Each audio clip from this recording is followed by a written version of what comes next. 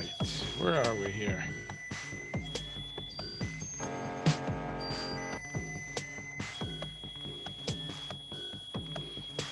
Does it all work today? You know,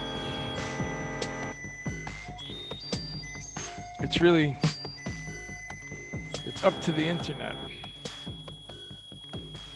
Does the internet want to work?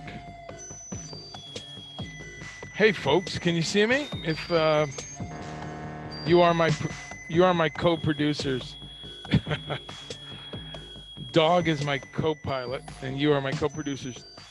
Kevin Feely's there. What's up, bro? I suppose we have audio. We have audio? You got some electronics happening?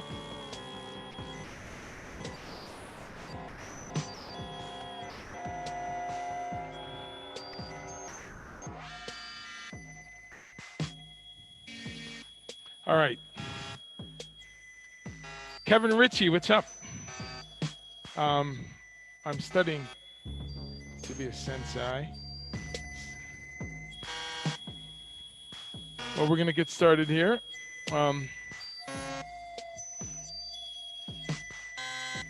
We've got some bird noises. If a bird was R2-D2. A little too much reverb on that.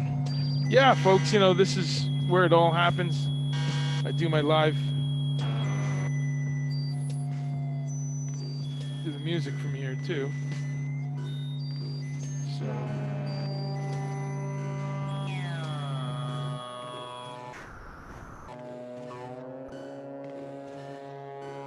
How is everyone doing today?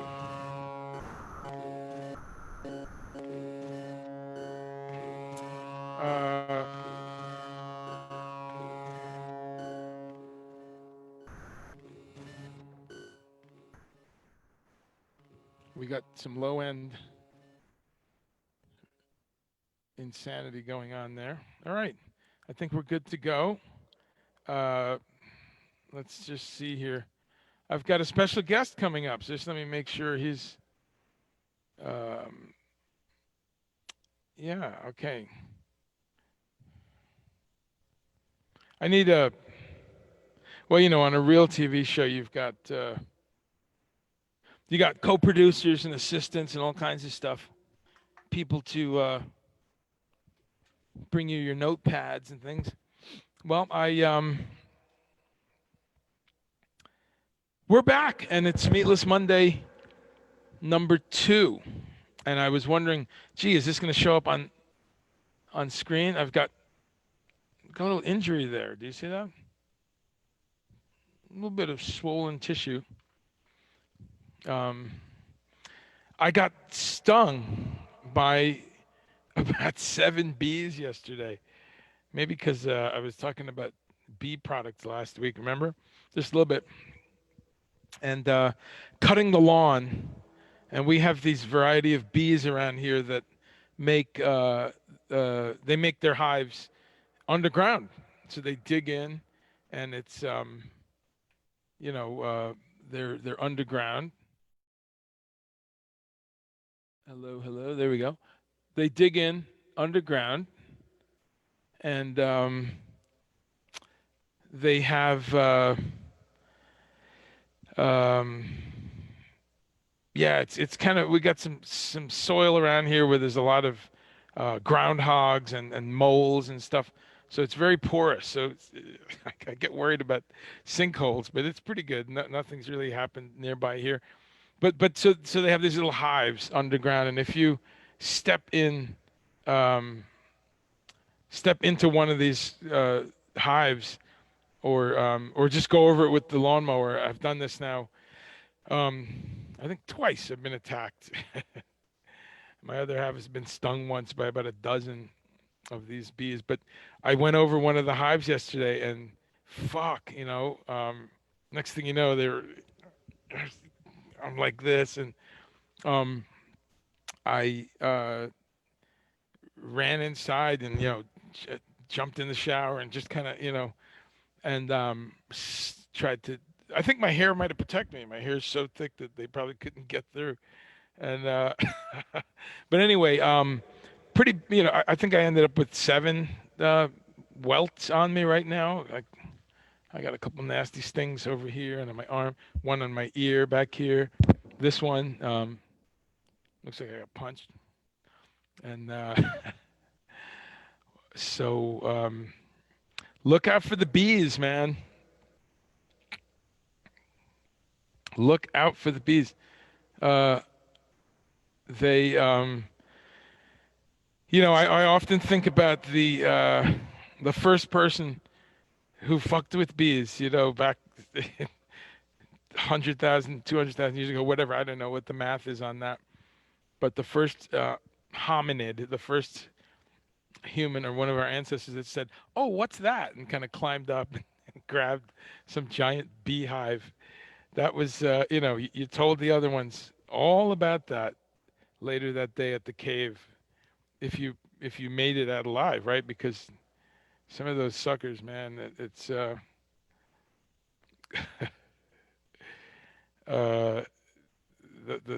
depending on the sting or the variety of which insect, you can get some pretty ugly venom going on inside of you, or is it venom, poison, whatever it is. Um, anyway, so I'm okay, and I am surviving. And the bees, hey, they gave it back. We abused the hell out of them, humans, with the bee farming and all that. And we can talk about that. I I take some.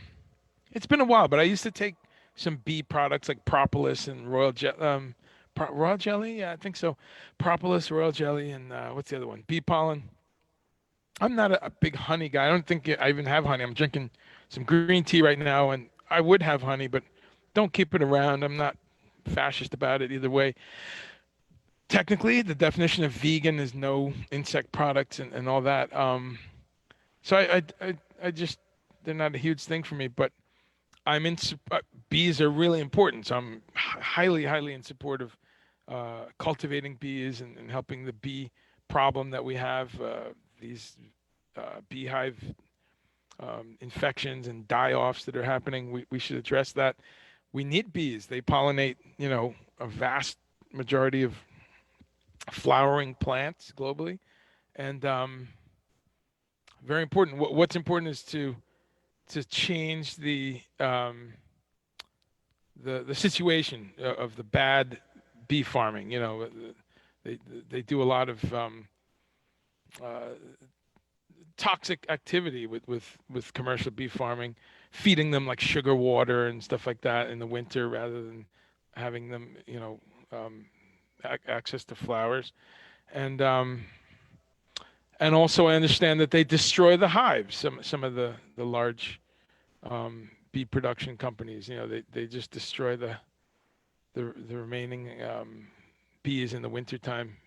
So anyway, there's a lot there to look up if you care to. Then there's a lot of choices you can make.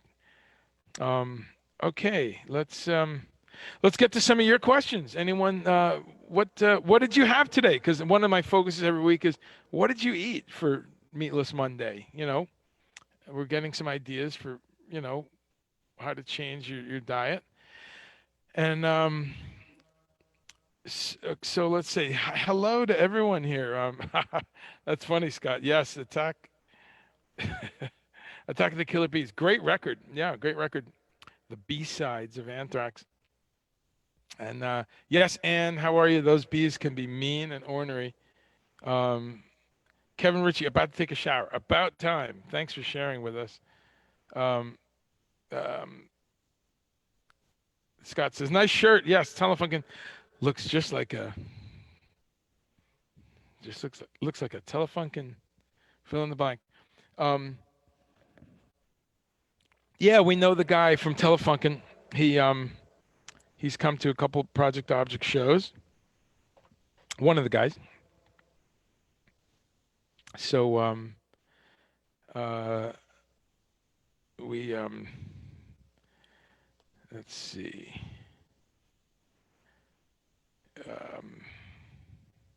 yeah, we've had visitors at our shows from all these people from different companies. And sorry, folks, just some technical stuff here. Are you guys hearing a low-end hum? What's that? An effects end happening here? Who's my technical people? I'm trying to get rid of this hum. Do you hear this, Scott? You're my distant engineer. Do you hear like a 4K rumble or an 8K rumble? Okay, so let me get back to your questions, your wonderful questions, and your comments.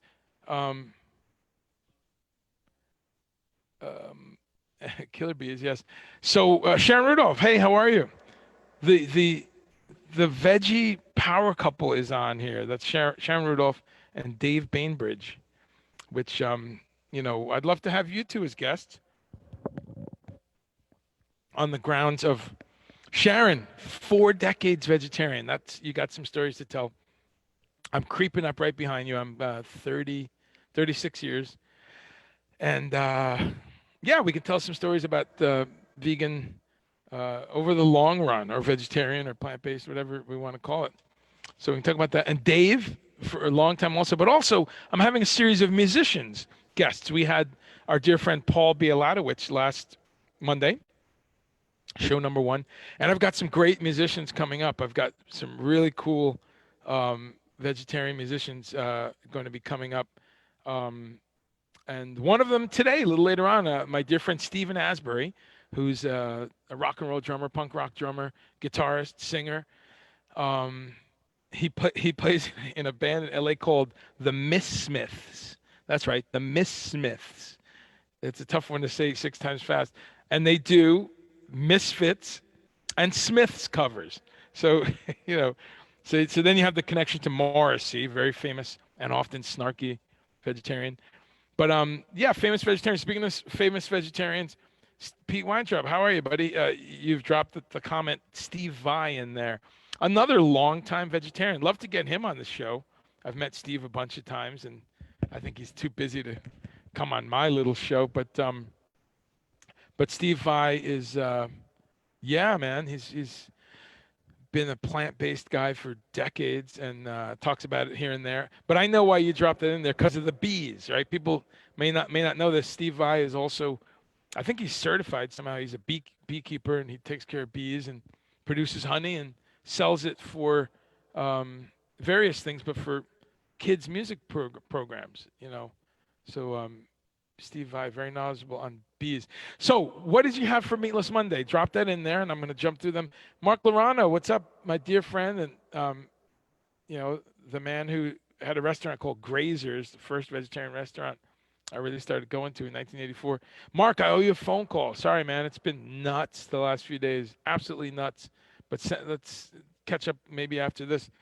Mangoes and coffee. Why not? That's a very Jamaican. I got one of these bee stings on the back of my neck. It sucks. Mangoes and coffee. That's great. Chalk Hills and children. Mangoes and coffee. Oranges and lemons. They all go together. Amy says, hey, Amy.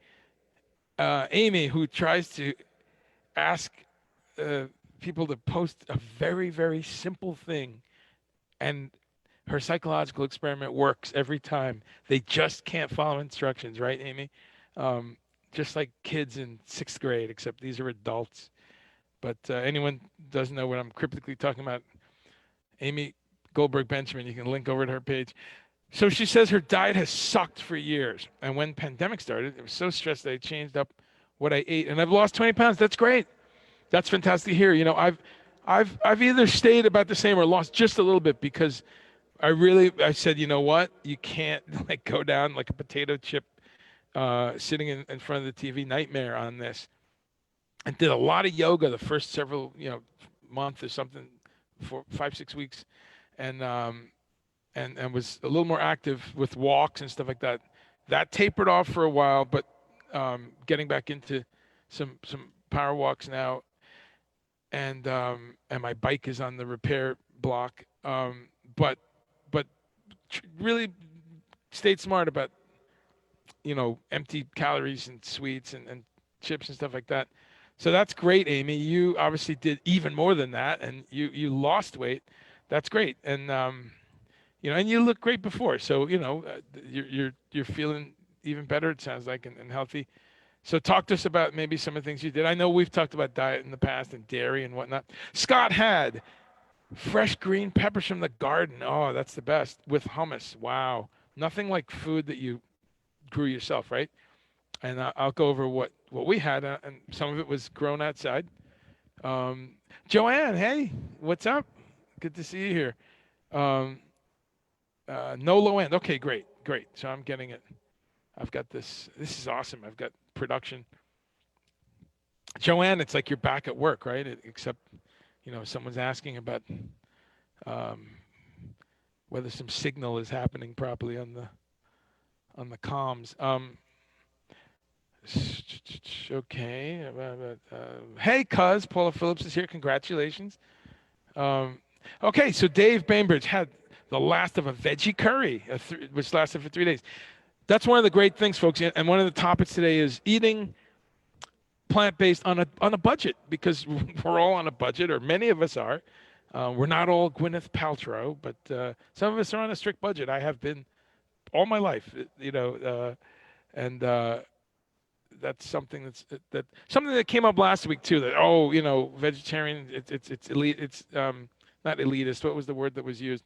Just that it's very expensive, and I'm going to debunk a lot of myths about vegetarian and plant-based diet. And that's one of them, that it's just expensive. There are expensive things. Sure, you can go to Whole Foods and get some crazy, sesame seed, sourdough, artisanal, whole grain sourdough, just baked $19 loaf of bread or bag of something. But that doesn't have to be so. Just like any other food, I mean, you can go buy $19 tomato sauce too. So we hear these myths. A lot of people have a lot of ways they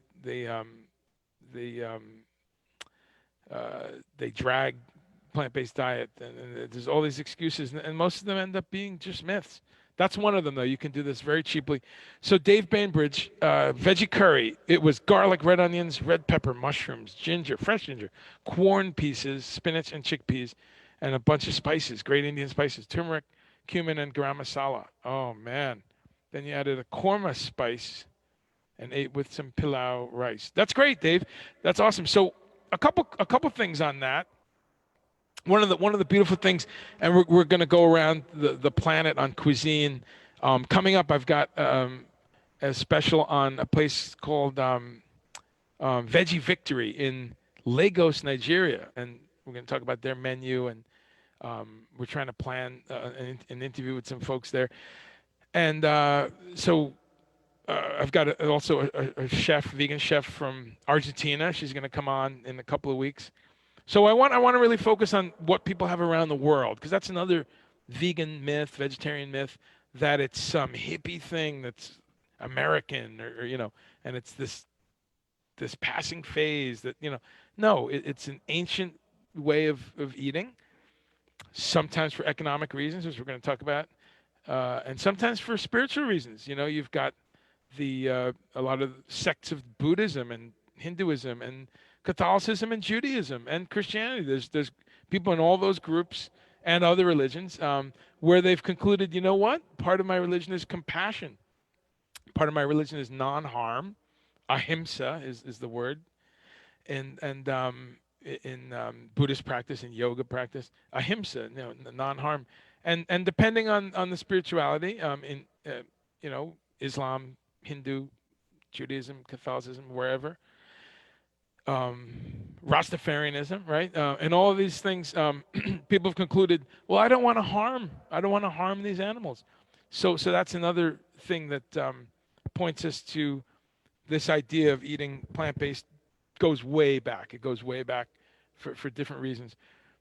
So on that note, the Indian spices and the Ayurveda and the Indian practice of vegetarianism, which is widespread in India, But one of the bonuses in India is the spices are so medicinal. Something like turmeric, which we've known about for, well, Indian people have known about for centuries, millennia, and which we've used a lot in the natural foods and natural remedies world for years, century or more. Um, Actually, centuries, because the Ayurvedic medical practices use turmeric. But in the Western world, in the health food stores and that kind of thing, turmeric's been around for a very long time as an herbal extract, you could take it in tablet form, whatever.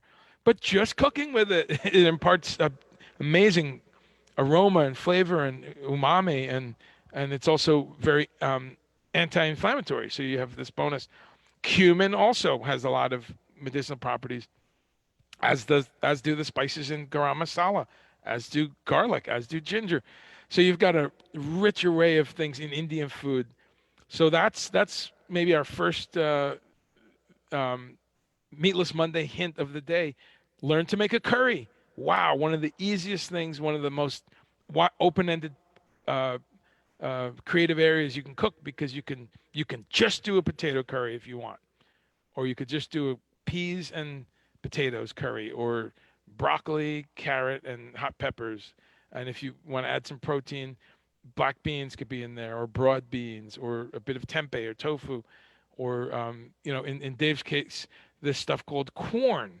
So tell us a little bit about the corn, Dave. I know about corn. It's a very popular in England. I think, is it from England or Canada? But I know it's largely a mushroom protein, right? And now, does it have eggs or egg white? Most of them that I've looked at do. Did the one you have eggs? I don't know, which is fine. That's a fine source of protein and all these things. Um, so yeah, tell us about the corn. And you can find that here in the States, folks. Quorn, corn. And it's really nice stuff. It comes in different nuggets and cutlets and things. And you use it in place of meats. You can bake it or chop it up and put it into curries and stews. So that sounds like a great breakfast or lunch. Amy, super sensitive to foods. Well, yeah, that's good and bad. So you can expand on that. I don't know if you're saying in a bad way. Let's see, what else did? Yes, mangoes and coffee sounds good. Uh, XTC, of course. I'm soaking in it. Hey, lots of cross promotion going on here, folks, because I'm making this up as I go on. I also have the Guitar Tour interview series where I do interviews. So please subscribe to my YouTube channel. Very simple to find me on YouTube. I'll drop a link, but it's Andre Chumley. Just go to YouTube, punch my name in. I've got an interview up there with the great Michael Shreve from Santana, and I'm going along with a few drummers. I've got the one I just did Friday was the great Pat Mastelotto. So that's going to come up. I'm going to put that one up by the end of this week. Pat Mastelotto, that's right, from Mr. Mister. From he played with Scandal briefly with Patti Smythe. But in the early '80s, though, Martin Briley, remember that big hit he had, Salt of Your Tears. It's you ain't worth the salt in my tears. Da-na-na-na, da-na-na-na. That's Pat Mastelotto. Yeah, he's on that, 1983. But then he had this giant hit with Mr. Mister. Get on down the road that I can travel. This is how I get around the copyrights here. Sorry if I'm a little flat. But Pat Mastelotto was on that song, and then their other big hit was Take These Broken Wings and Learn to Fly Again, learn to live so free. When we hear the voices sing. Remember that one? So Pat Mastelotto. But he wasn't done there. He then joined King Crimson, and he did, but he did the XTC album, Oranges and Lemons, at the end of the 90s. 1989. What a spectacular album. I love XTC, one of my favorite bands since day one. Their first single, Life Begins at the Hop, which was before Nigel. So I've been into them since then. But that's a highlight record, and Pat Mastelotto on it, doing some really great stuff. It's a very diverse record. So what a dear friend of mine and a wonderful drummer. So we just had an interview. Look out for that. And again, King Crimson, we talk about that a little bit. Although I try to steer away from the stuff these guys and gals have talked about forever. We talk about some other stuff. But he has been the longest running King Crimson drummer since 1994. Yeah, 26 years. And still touring with King Crimson, when we can. So look out for that Pat Mastelotto interview coming up. And then I've got a few other really cool surprises coming up. I just, oh my God, I confirmed one today that is going to blow people away. So let's just say, stay tuned to my interview channel, and you could do that by subscribing to my YouTube. So that's my other world. Okay, so back to food. It's all one big thing. It's all one big note. So Amy says I may have IBS. Okay, so let's talk about that. I'm big on IBS. I've helped a lot of people. I was doing some math the other day, and some of you that are new to this may wonder, who is this guy? What does he know about food and nutrition? I'm not a nutritionist. I'm not a doctor. Here's what I am. More than 15 years in natural foods retail, over 10 of those years as a co-owner of an award-winning, very successful natural food store. Unfortunately, several unfortunate things. My partner, Sherry, who we owned and ran that for over a decade. Fortunately, she passed away just about a decade ago, which is a reminder that we all die. We're not being vegetarians to live forever. We're doing it to feel really good and to have energy every day and wake up in the morning without joint pain and without high blood pressure and without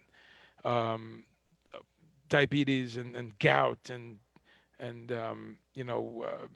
indigestion and all these things that people think are normal, especially in Western culture. We walk around like it's normative to have all those things. So that's why a lot of us do it, just to feel better and healthier. So that's who I am. I'm someone just here to share an experience, talk about what I have found. But here's the key, folks. Here's the most important thing I can say about where I'm coming from. I'm not just talking about my experience and what's worked for me. I've been a retailer for over 15 years. So I'm talking about what's worked for you and your family and your friends. I was doing some math the other day, and I've helped well over 100,000 people. I couldn't believe the math. I checked it several times. But when you look at 15 years of full-time working, even at 300 days a year, even if I had 2 months off, which I didn't, you're talking, I added up the math for just a couple hundred customers per day, just helping 20 or 30 of them, with actual issues, which you did all day long. You build up a database of this works, that doesn't work. And you find out that aloe vera helps people with stomach issues. You find out that people with certain skin rashes and chronic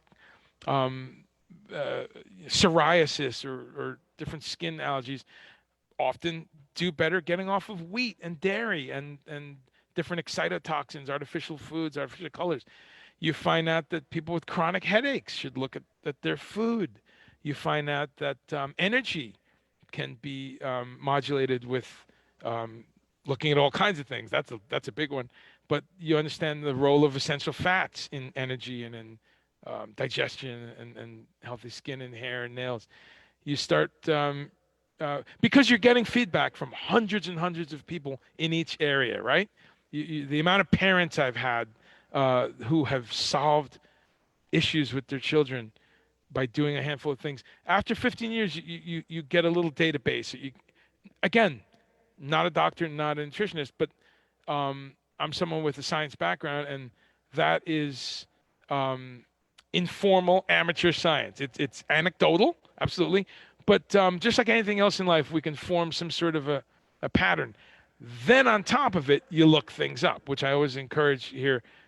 We live in a beautiful time where you can go and check with the experts, which I've done for 15 years. Used to do it in books, done for almost 40 years actually, but 15 years in professional. But that's the beautiful part, that you can go to the Dr. McDougall's and the Dr. Dean Ornishes, and you can, what's the guy's name? Very famous New York Times writer, Pollock, forget his name. He writes those great books about diet and eating simpler on the food chain.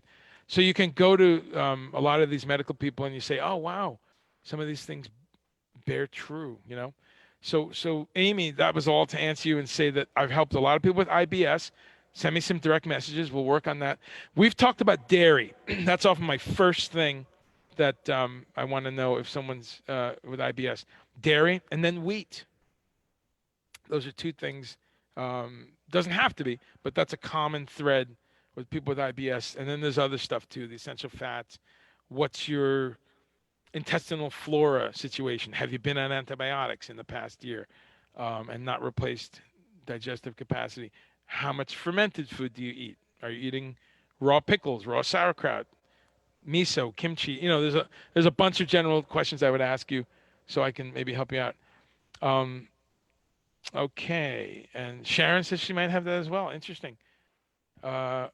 Okay, so Ann Everett says, Meatless, what do we have today? All from your garden. That's awesome. And I encourage everyone, especially in this time, we've been doing some gardening. You know, I've been doing 5% of it. You know, my other half does 95. But I go out and I get the things we need and seeds and plants and different gardening supplies.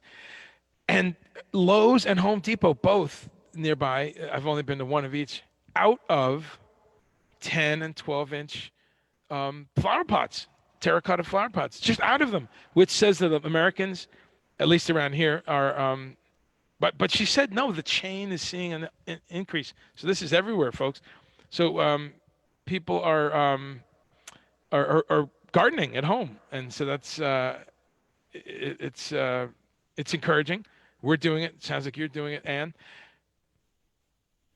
Tomatoes, bell peppers, sweet banana peppers, turnip greens, all from your garden. That sounds delicious. But then you also had, it sounds like from a store or a farm market, you added mushrooms and homegrown French fries. You grow the potatoes. That's awesome. And cornbread. Wow, what a great, how about that, folks? And hopefully everyone can see in the comments and you can grab some of these ideas. What a wonderful sounding meal. You know, you've got a bit of protein from the mushrooms there. You've got just so many vitamins and minerals from those other vegetables, the peppers, the tomatoes, the turnip greens, rich in minerals, rich in fiber, a little bit of protein. Dark greens usually have some protein in them. And so does the corn, a grain. You've got a little bit of protein. So again, one of the things to have in this discussion every week is, because one of the myths of vegetarianism is that you're not getting all your nutrients. And that's a nice mix of stuff. So great. I'm going to bring my guest in right now. As I said before, it's my dear friend, Steve Asbury. Let's see if the technology works here.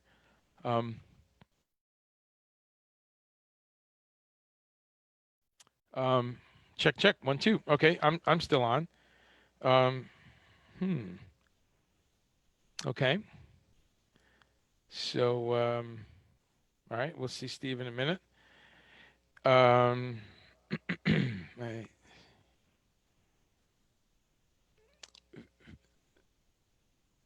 right. Going back to some foods. So here's what I had. I had, Robin and I had, let's see, we're doing this intermittent fasting. So we start eating at noon and sometimes have a bit of fruit before that, but nothing today. But I made some miso soup, which is on my list of things to talk about, the wonders of miso. You know, Amy, that's something I would say to you. Miso, if you don't have miso in your life, that really helps with stomach issues, digestion issues. But I made a simple miso soup. Boiled some water, turned it down a bit, put some, I think I've had some yellow miso. I have all kinds of miso, yellow, red, dark miso, all kinds of misos available. And then we had some nori in there. I just had some onion, cut some fresh scallion out of the garden. That is awesome. Just cut a little bit of tops of scallions that we're growing. Cut some parsley, cut some fresh thyme, and put that in there. The beauty of miso is you can kind of do anything you want with it. But traditionally, it's just a bit of scallion, nori, and maybe a little bit of tiny cubes of tofu, and sometimes some mushrooms, enoki mushrooms preferably. But really you could do anything. Some slivered carrot, a bit of any vegetable, celery, any type of mushroom, because the main thing of the miso soup is the miso, and on the container it'll tell you percentage, but it's very flexible, and you want it a little stronger, you put a little bit more miso, a little bit more rich, a little saltier sometimes. But miso is amazing, nutritive, sort of a Japanese staple. And hey, Mr. Stephen Asbury is here. So that's what we had, and then some pickles. We had we eat a lot of pickles, and pickles are really great for you. And we also decided, with all the snacking that we're all tempted to do, something very low carb. So we love pickles. So we had some pickled, regular pickles, slices, cucumber, and also some pickled okra and gardenia, which is pickled cauliflower and carrots and stuff like that. So just an interesting mix of stuff for lunch, and some vegan sauces. I had half of one of these Field Roast company makes these high protein sausages. They're made of wheat gluten, seitan. So that was my meal. So we're going to come back to meals in a bit. Let's welcome my dear friend Stephen Asbury here. Steve, can you hear me? I can hear you. Awesome. That's great. What's up, buddy? What's up, man? Good to see you, man. Ladies and gentlemen, this is one of my brothers from another mother. This is Mr. Stephen Asbury, who I met Steve because I was just talking about the store that Sherry and I had in 1995 to 2005, and one of our first customers, yeah, and then he became an employee. But one of our first employees and one of our longtime employees was Mr. Steve Asbury right here. So he was just a kid. Steve, I met you about 25 years ago. How old are you now? 45. 45. He says with a bit of concern. 45. Wait, how old are you now? That's young. I'm 10 years older, so I'm 55. Damn. So you have your first tinges of gray, young man. So I met Steve. Yeah, plenty. Yeah, I met Steve as a 20-year-old punk rocker. And right away we bonded around animal rights and veganism and rock and roll and punk rock. So welcome to the show, Steve. Thanks. So let's have the people meet you a little bit. You're 45. Tell us when you. I only say that so we could do some math. What age were you when you went vegetarian? When you went vegan? Right when I turned 19, I became vegetarian for about 9 months, and then I jumped right into veganism. Okay. And haven't looked back since. That's great. So 25 years, a little more than that. Yeah. Folks, one of the things we're going to talk to Steve about, Steve lives in Los Angeles, and he is a vegan bodybuilder. He's a vegan trainer, and he's, helped a lot of people with their health journey over the years. So what made you go vegetarian? What inspired you? What was it when you were 19? What happened? I think I was at Studio One, which is a club in Newark, which I don't think exists anymore for a long time. But just being at hardcore punk rock shows, they're always handing out literature, and I just grabbed a PETA pamphlet, and I never thought about where my food came from or what it went through to become my food until I read this pamphlet, and it was like some Matrix stuff, I was like, what? I don't know why I never put it together, I was like, and I could never unsee that or just be okay with that. And I mean, there was no internet then, so I had to call PETA for a vegetarian starter kit, and because I was like, can I even live without meat? Is that even possible? Like, I just didn't understand any of it, Sure. And there was no Whole Foods on every corner or Trader Joe's, I was like, I don't even know where I don't even know if I went to a health food store for a couple of years there, until I found you guys in Red Bank, Second Nature, and I know there was probably a couple others I don't remember, but yeah, that's what set it off for me. And yeah. It was kind of hard then, to figure it out, but that's why I feel like right now there's no excuse. It's so easy. Isn't it? Exactly. We're tracking here. I'm about a decade older than you, and that was my age too, 19. And so in 1984, again, I found my way. I just went to supermarkets and I would shop late at night because I was playing music then too. But yeah, I would just wander around Food Town for like an hour and a half, just reading everything, and I just kept finding stuff. Oh, brown rice, yeah, I like that. Or lentil soup, Progresso, that's a veg staple. So okay, so basically I never even had a bean burrito till I was 19. wow, so it's I yeah just thought it was going to be gross. And yeah I yeah went to Taco Bell and I was like, I'll try a bean burrito. And I was like, this is awesome. right. That's and when I saw you most recently, I saw you in L.A. a couple years ago. You took us to an amazing food truck, right? We didn't we meet at a food truck or something with Scott? Didn't we? Did we go to that? Am I remembering wrong, or am I remembering even years before that? See, I don't remember. You can remember that? Yeah, it's you. There was it's well, you live in LA, so there's those awesome food trucks and Dude, there's so many. yeah. Actually, it wasn't a food truck. It was a little stand, and you took me, and it was just one of those little LA. It might have been with my buddy Khalil, the drummer. Was it a vegan spot or was it just No, but they had vegan, and you had been there a bunch. It was a maybe it was little. like cactus or something? What was it called? Cactus? I can't remember, but it was a little joint, and we just stopped there, and great Mexican food. And Mexican food's Cactus. yeah, Mexican food's very easy to be vegan, but Oh, super easy. yeah. So okay, but the golden moment was the PETA pamphlet. You flip to this thing, and you Yeah. saw factory farming, and Yeah, I never looked at meat the same way again. yeah, People are like, yeah. No, that's key, and I had a similar thing. The Hare Krishnas at my college had a little oh, yeah. table set up, and they were giving out this little snack. Delicious. It was some kind of coconut kind of treat with Yeah, dates. they're always great about feeding people. Yeah, it was. But they had a little book called The Higher Taste, and they said they had a pamphlet that was free, but they said if you make a donation, $1 or more, you could take one of our books. I said, yeah, sure, and I put a couple bucks, and I got this book called The Higher Taste, and it was about kind of a little spiritual side of going vegetarian, but it had a lot of what you just said. For the first time in my life, I'm reading this book going, they do what? They just slit their throats and they pump them with drugs and what are you talking about? Now I had a little insight to that because I had seen a pig murdered 10 years before. So it kind of, but I shut it away. I ate pork.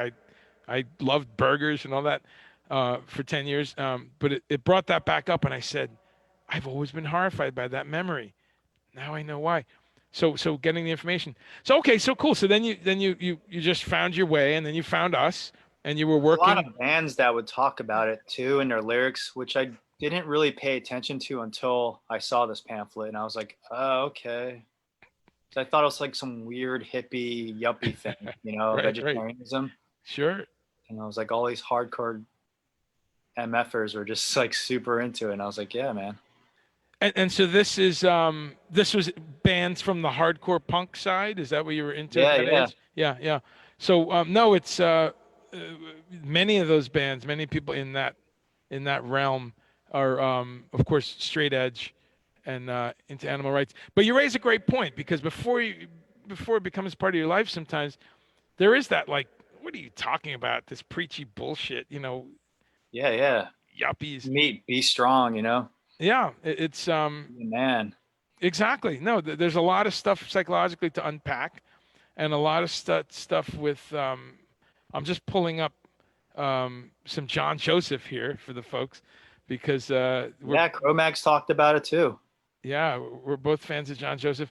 I'm going to put a link in here, folks. Now, John Joseph, who we're both fans of, was the singer of the Cro-Mags, right? Mm-hmm. And he's got some of his own stuff too, I think, right, and other bands. But he's got a book called what is it? Meat is for pussies. Yeah.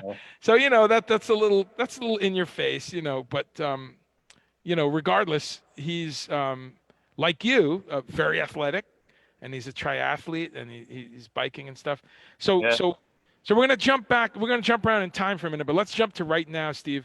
Cro-Mags have a great song called Death Camps. It's about the factory farming. That's awesome. I think it came out in 1989 or something. That's Anyway. awesome. No, that's good to hear. But I love the Cro-Mags. I got to see them just once. Earth Crisis is probably the biggest hardcore vegan band of all time. Oh man, there's that movement in general, politically. Um, I've learned so I much guess from the Smiths is the biggest, earliest band to really drop that bomb with Meat is Murder. Meat is Murder, sure. And now, was that something you were into before you were vegetarian, No. or so you discovered that later? Meat is Murder. Yeah, I had a girlfriend, Nicole, who bought me a Morrissey CD. And I was like, what is this crap? I don't listen to this. She's like, well, you're like a vegan and he's a vegan. I was like, okay. And it sat on my table for weeks. And I finally listened to it. And I was like, oh no, I do like this. And what I've been obsessed with him and the Smiths ever since. But yeah, I got That- into it kind of late in the that's 90s. great. I was telling the folks about the Miss Smith, so we'll talk about that in a minute. But tell us a little bit what you do now, and when you got into training and helping vegan Yeah. bodybuilders. Tell us about that. Well, I mean, I've been a touring musician since I was like a teenager, I guess, and I don't know. I mean, you've done it, lots of ups and downs. It's like, Touring, yeah. oh, cool, I can buy a new car. And then it's like, bam, oh no, I can't afford food. It's like so up and down. Sure. It's like, oh, we got signed to a label. Oh no, my singer is addicted to drugs and now we're falling apart. Or It's like a I don't know. video And, game. I'm in my 40s now. And I guess around my 30s, I was like, I need to have something else besides music because this might destroy me eventually. Um, and I was always into working out. Actually, the first time I ever hired a trainer was because of Sherry. I hired her trainer. Me and Jeff hired her trainer. Forest? Or Yeah, Forrest. yeah, Yeah, right. he trained us just once. We Wow. paid him, and that's always stuck in my head. I was like, huh, I could do that. Yeah. And I like to help people. And I was always working out, and even on the road, like everyone's like partying, and I'm like doing push-ups somewhere, Right. and yeah, it's just people start asking me to help them out and this and that, and hey, I'll pay you to train me. And I was like, whoa, I'm not a trainer. I was Right. like, you know what? And that's when I decided, let me get certified so I don't hurt anyone and I know what I'm talking about and what I'm doing. Right. And that's kind of how I got into it. That's great. And so you're certified. Tell us about your certification in Well, I'm certified by the National Academy of Sports Medicine, okay. which, with all my research, I think is the hardest certification to get. That's great.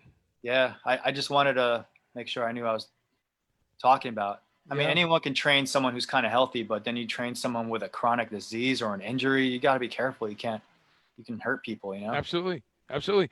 And something you and I have talked about for decades now is again, there's such a bias against vegetarian diet, vegan diet, plant-based diet.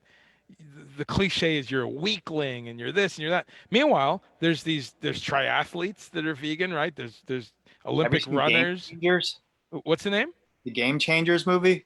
No. Is that about Oh this? yeah, Okay, it's I'll put a link to that.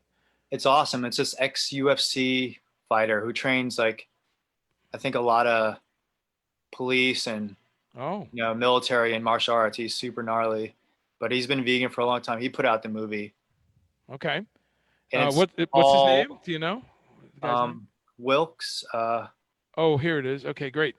Thank you. Have not heard about that. Here it is. The Game Changers. Okay, great. Yeah, it's who's involved in that? Like Arnold Schwarzenegger, Jackie Yep, Chan. there he is. Arnold's right in the Yeah, in the trailer here. Okay, fantastic. Um, yeah, you should definitely watch it. I I mean, will. I will. just No, the just sorry. the Go ahead. just the most it's all athletes. It's not even they don't even really get into animal rights. They just get into science, which I really like. You know, and the proof that you can be a world class athlete on a vegan diet. But we knew all that a long Yeah, time ago. that's okay. No, this is great. Putting that right in, and that's bodybuilders or fighters, Oh, it's everything. It's you know, athletes, everything. long distance runners, Okay, sprinters, football awesome, players. awesome. Yeah, well, we've known about these for years, and there's that guy Sixto Linares, right? Sixto Linares. He was an Ironman triathlete, and he won the Ironman triathlon 7 times. So it's not a fluke, or So look, folks, anything mythical crap that your weird brother-in-law has said about vegetarian, completely wrong. I mean, you can be fat and out of shape as a vegetarian. Let's be clear. Oh yeah, you I've can eat been there. pasta and fries. Yeah. I'm kind of somewhere in between. I'm not too bad right now, but I've had a few pounds, but I've also been very athletic. I was a very avid cyclist, and Sherry and I would do Bike New York, right? 8 years in a row. So Yeah, I just got once with her. I'm trying to get back. That's right. I'm trying to get back there. But Steve's very inspiring because he posts videos of doing these insane, dude, you were crazy, doing these, 30 and 40 chin-ups and pull-ups and 100 push-ups and then take a break and 100 more. Just these really intense videos you post. Are those on a website? Is there a Stephen Asbury website? No, but everyone keeps telling me that I should have Yeah. put one together. Let's talk I about mean, that. just an Instagram. There's like videos on there, but What's your Instagram? it's just Stephen Asbury. Okay, great. So I'll put that in there. So Stephen Asbury. Okay, great. And yeah, the Instagram's got some awesome videos up there of you doing stuff. And of Yeah, I have like course, a little highlight folder of all my workout type stuff. okay, that's great. Now, of course, with COVID-19 and everything, we're home. Are you consulting anyone long distance, like on phone or Zoom or anything like that? Or you No, I didn't jump on that ship. I don't know. okay? It Hey, was it's I just started training one person like a couple weeks ago, like an okay older client of mine. on I don't know, on. man. It's just a sketchy time, you know. So when you say you're training someone now, you mean over Zoom or something, or No, I went to her like apartment gym, but okay, she has like bleach cloths in her hands the whole time. I have a mask on. I don't touch her at all, and I'm not even really touching the weights. And right?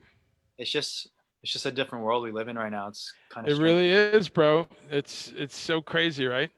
Yeah. Um, And a lot of my clients don't really want to train because they're nervous too, and yeah, as they should be. yeah. But I don't know. Well, I hope you get some of the Zoom stuff happening because it's happening. People are doing doing yoga and all kinds of movement training.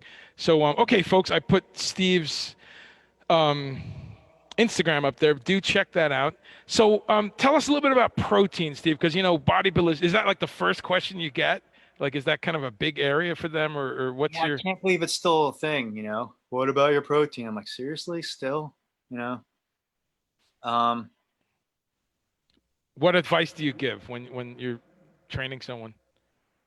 um, I mean, if you're like working out consistently, you want to up your protein, but also you don't need as much as you think you do, Yeah, especially if it's vegan. And yeah. it's so easy to get. I mess around with some protein powders and stuff too. Which ones? Like, what do you like? Because there's so many now: pea protein and hemp protein, and we're so beyond soy now. What do you use for protein? Yeah, I don't mess around with any soy proteins, but my favorite Yeah. company called the Ambrosia Collective. They have a protein called Planta. Okay. I'll pull that up. Planta. I don't know that one. Okay. I think I've actually hung out with the owner before at like fitness expos. So he's Okay. like, he's not even a vegan, but he believes that vegan protein powders are way better than whey, Yeah. obviously. And they sure are. I mean, whey is the most popular protein, and it's just, in my opinion, or a lot of science too, it's just kind of garbage. I mean, it's a byproduct of cheese. I Yeah. think they have to take out the whey to make the cheese, and I think farmers used to like just feed it to cows and scatter it on the field or whatever, and they figured out, oh, we can make this garbage into something profitable. It's bad news. And we're having a few questions here, and I want you to put your questions for Steve in there, folks. And let me back up for a second and look at some questions. So Sharon, you're talking about IBS, for instance. I didn't know that you consume dairy, But as I said to Amy, it's one of the number one things. And Steve will bear Oh, me out, right? We used to help people at the store all day long, right? But oh yeah, I mean that's a big problem with the whey protein too, is the lactose intolerance, yeah, which I think it's everyone is at some different levels, you know.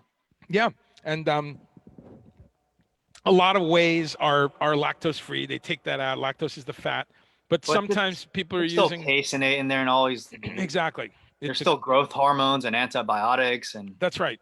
So Sharon, I would just again anecdotal advice. I would say look at your dairy because if you're eating yogurt with honey every day, and you're taking probiotics, there's a vicious cycle there because there's some acidity probably happening with the yogurt, which is then uh, damaging the probiotics. So you have why dairy? You're not a cow. You're not a goat. You're so 40 years vegetarian. You already know how to be outside of this world.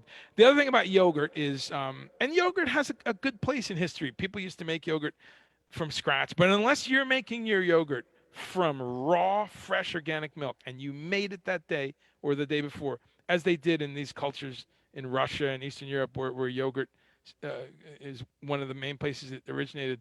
People were fermenting milk in other cultures, but unless you're making it from scratch, the whole mythical uh, um, uh, bonus and the benefits of yogurt. I remember those early Dannon commercials in the mid 70s. They would show these Russian people running up in the steppes of Russia and they're all healthy. And then they would say, eat Dannon. And you're like, wait a minute, that's a fucking joke. That's from a factory. That's not, these people are probably not, sometimes it's yak milk or something else. But they're certainly making it every day from scratch. So yogurt is, you know what yogurt is? Dessert. yeah, That's what it is. And now that's fine, and you should enjoy dessert. And if you like yogurt, go ahead, eat yogurt. I'm not a fascist about food, but don't think that we're getting this benefit that yogurt is sold on. So if you want to yeah. up your They think it's the health food, like this amazing probiotic food, you know. yeah, if you want to up your probiotics, take a very good probiotic, a tablet or a powder, and also get your intestinal flora, some true fermented foods, sauerkraut, kimchi, pickles, things like that. So that might help you. And now, Sharon, you also said eating gluten-free helps. Yeah, exactly. That I'm glad you're hip to that because that's a big one. Okay, some other questions in here. Hey, Paul Bialatowicz is here. Celine says she feels best without meat or dairy. Yeah, saving money on local organically grown vegetables. Yeah, that's a great place to get vegetables. Ginger tea is good for the stomach as well. I'm seeing a lot of great. I love that you folks are answering each other's questions. I love it because this makes it like a forum of kind of Have you? There's a guy cooperation. on Instagram. He goes by Conscious Muscle. Okay, I'll He's jot that. stuck. He is jacked, but he started a supplement company, and you know Doyle from the Misfits. Yeah, right. You know he's vegan, right? I heard that, but I never read anything. I read an interview. That's Oh, awesome. he's Yeah. been vegan for a long time now, and he is enormous. And he's, I think, your age. And Okay. he just put out That's a protein inspiring. powder through Conscious Muscle. Okay. That's Here, I awesome. got it here. It's a Oh, cool. monster monster vegan protein. That's great. Look at that. And so the Misfits fans will notice that and maybe actually read it because they're Oh yeah, I very mean, if you cool. go on his thing, he's always talking about veganism. Okay. And But yeah, it's. I think he just has a chocolate. It literally just came out like a few weeks ago, and okay, I bought it because I'm a fan. You know, it's that's it tastes great. pretty good, and it's got good ingredients, so that's an option too. That's great. So do you do a shake like every day? Is that your, or every couple of days? What's your Um, yeah, sometimes I'll just put a little scoop of protein, just either a shake, just like shake it up real quick with some water, or I'll make a smoothie out of it. You know, yeah, throw like a little fruit or some nut butter sure, or something like that. sure. I take a little creatine sometimes. Okay, yeah. Good amino acid and easy to get plant-based creatine. Oh, it's super easy. Yeah. What is I always ask my guests, it's only show number 2, but I ask my guests, what did you have today? What was your meatless Monday so far? Because it's only like 1 o'clock out there, I know, but what'd you have today, if anything? What did I have? Notice the tat, folks. That's a great tat. I I never have saw this that. meal delivery thing. Have you heard of Thistle? No, it's a company, or Yeah, I've heard of Thistle the send plant. you like little containers of meals and stuff, and I have one of those today. Hold on, let me go grab Okay, one. great, great. Steven is the illustrated man of also. He's got some amazing tattoos. So let me go back to some questions while he's grabbing that. Gardine, I love Gardine. Cheryl Ann. Yeah, Hey, see good you to guys. see you. Good to see you, Cheryl Ann. Okay, great. So Thistle, can you hold that right to the camera so people can keep it there for a second? Wow, savory polenta bowl with chimichurri. Awesome, awesome. Is the But this website is on there? this is what I ate today, though. Okay. You had the sprouted brown rice pudding with cardamom. Yum, that looks great. Yeah, that's all Yeah. I've had today Okay. so That's far. great. And what's their website? Is it on there if anyone's in the LA area? Is there I well think they're it's just thistle.com. Thistle guy. Okay. And I'm sure they deliver it probably UPS to all kinds of places. Okay. Let's look at some comments here. Cheryl Ann, you would remember Cheryl from the store, Steve. Um, Gardine, I love Gardine. That stuff's great. Yeah, I mean they make Yeah. it's a Canadian company. Corn, small amount of egg, pretty versatile. Yes, so corn can be used in place of chicken. I remember when the mad cow blow up happened in England. The Yeah. corn company exploded because people stopped eating meat in England big time. Even meat eaters were like, I'm not going to eat that, because there Yeah. was, and all these people stayed vegetarian. So England has, in fact, when people ask me, I nominate England, greatest place to be right now for vegetarian. It's amazing. I mean, every shop you go into, you've been to England, Steve? No, I haven't, and I'm half British. Oh yeah, yeah. Wow, I that's always meant to. that's right. I forgot. Are we even allowed to go there right now? I think we are, maybe. England, yeah, and rest in peace, by the way, bro. I know you recently lost Yeah. your dad. Yeah, I, I, I did too, so I know right where you are. That's right. You're a punk rocker, cross cultural. Your dad from England, right? Where was he born in England? No, just English There's English ancestry. accent, ancestry. And your mom was from where? Korea. Was she born there? Yeah, born and raised Korea. Born, Yeah. okay, right. Yeah. Have you been there? Yeah, I lived there for 2 years when I was a little kid, Wow. So and I before you visited were there maybe 15 years ago too. okay. Oh yeah. So you've been there since you've been vegetarian. Oh yeah. Yeah. Let's talk about that because one of my threads I love is being vegetarian in other cultures. Of course, everyone knows some of the Korean foods. The most popular one, kimchi, which you have to look out, right? Some has shrimp, some has fish. Tell us Yeah. about being in Korea vegetarian. It wasn't that hard actually, but I think there's only one vegetarian restaurant that I could find at that time. That was like 16 years ago, maybe, or something like Wow. that. I Wow. think But it's way easier now. yeah, yeah. But you It's found it's, it.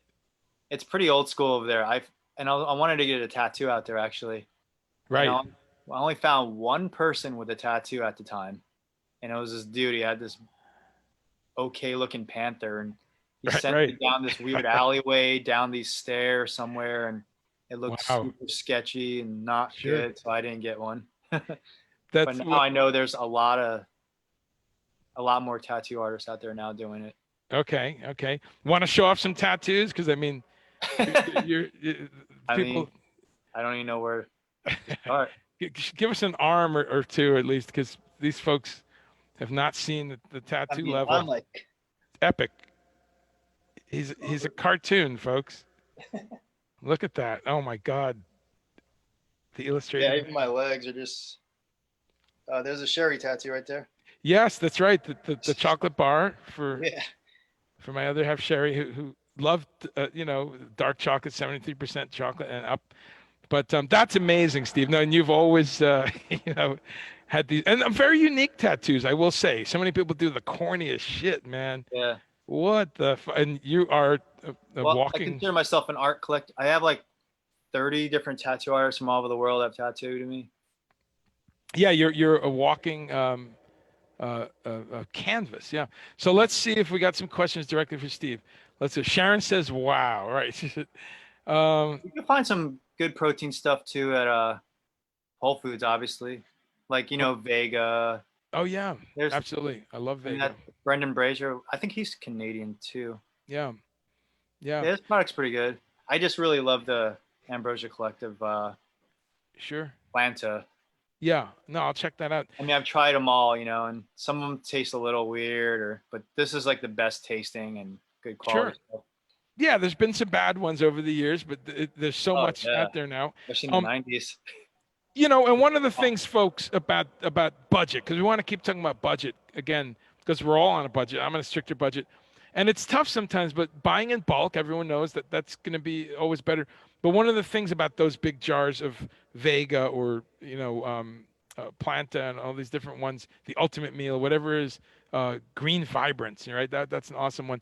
Any of these things, you look at them, you're like, $29. But I want you to make sure when you do that, folks, look on the back. How many servings is that, right? Because if it's 30 servings, then it's $1 a meal. Sometimes it's 45 servings, so it's like 75 cents a meal. Plus, you're going to add your almond milk or your water, your mango slices, whatever. But do keep in mind that doing things in your blender, blended foods, are an incredible way to get that protein, to get that one of your meatless meals on a Monday. And Yeah, always factor in future hospital bills and loss of work for eating so terribly. I mean, right. you can't You know, really put a price on that, I don't think. dude. No, I try to tell people that. We were talking about that last week. Where, knock on wood, I'm 55. I could get hit by a truck. I don't know. I might have some genetic problem, but I do know that I've had 36 quality years. It's about the quality, right? We're Yeah, not doing this to live forever, but in 36 years, I've never had a prescription. yeah. Never. I know you haven't either. We've talked about this. After I've had an accident and an operation, so there's painkillers you take for, you hate them, but you do that. I know you had a bad motorcycle accident. And how are Yeah. you doing, by the way? You doing back to Um, yeah, I'm doing all right. Steve got pegged by a fucking lame LA driver on his motorcycle. And Yeah, the dude, everyone out there, I don't know if you drive a car, whatever you drive, motorcycle, definitely get uninsured motorists. So I've gotten hit twice by uninsured motorists. fuck. Well, this guy had no license, no insurance, and it wasn't even his car. Yeah. It's like, what are you doing, man? Yeah. Well, that's a whole other topic, but I'm Yeah, yeah. so happy that you're okay and you made it. And as we know, that's another bonus of veganism. And some people are not going to want to hear this, but you heal faster if you're doing it in a very plant-based way with a lot of dark greens, and you're getting a lot of those minerals and a lot of these essential fats. Well, how about fats, Steve? What do you do for fats? Do you have avocados, olives? What's your fat profile? Yeah, Good. I love avocados, especially really high in potassium as well. Um, yeah, olives. I was messing around MCT oil a little bit. Coconut base, yeah. Yeah, Good, a lot of good stuff. coconut stuff. That, folks, that's it. Again, I'm mixing and matching today. One of the things that we're talking about today is fat. Eat more fat. You're not told that by the mainstream. You want to eat good fats, though, and Steve's just listed some excellent ones. Of course, So, all the M- nuts and seeds. yeah, MCTs, folks, if you're unfamiliar with that, means medium chain triglycerides, and those are found in coconut. And those are really hip these days. You find all these coffees now with MCTs. And Yeah, this is stuff we were talking about in the mid 90s, right? Sherry was helping yeah, people with coconut oil, coconut fat. So that's great. You just named some excellent things. And when you say seeds, of course, sesame seeds, hemp seeds, pumpkin seeds, sunflower seeds.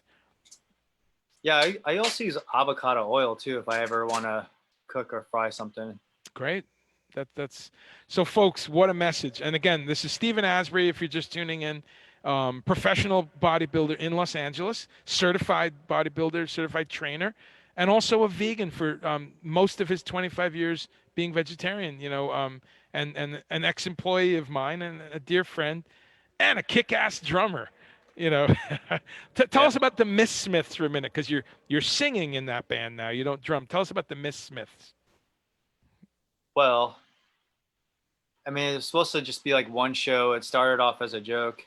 Yeah. We're combining the Misfits and the Smiths into this one band. And yeah, we wear like full on skeleton makeup, and I play the Morrissey character. I go by Gorissy, Oh, that's great.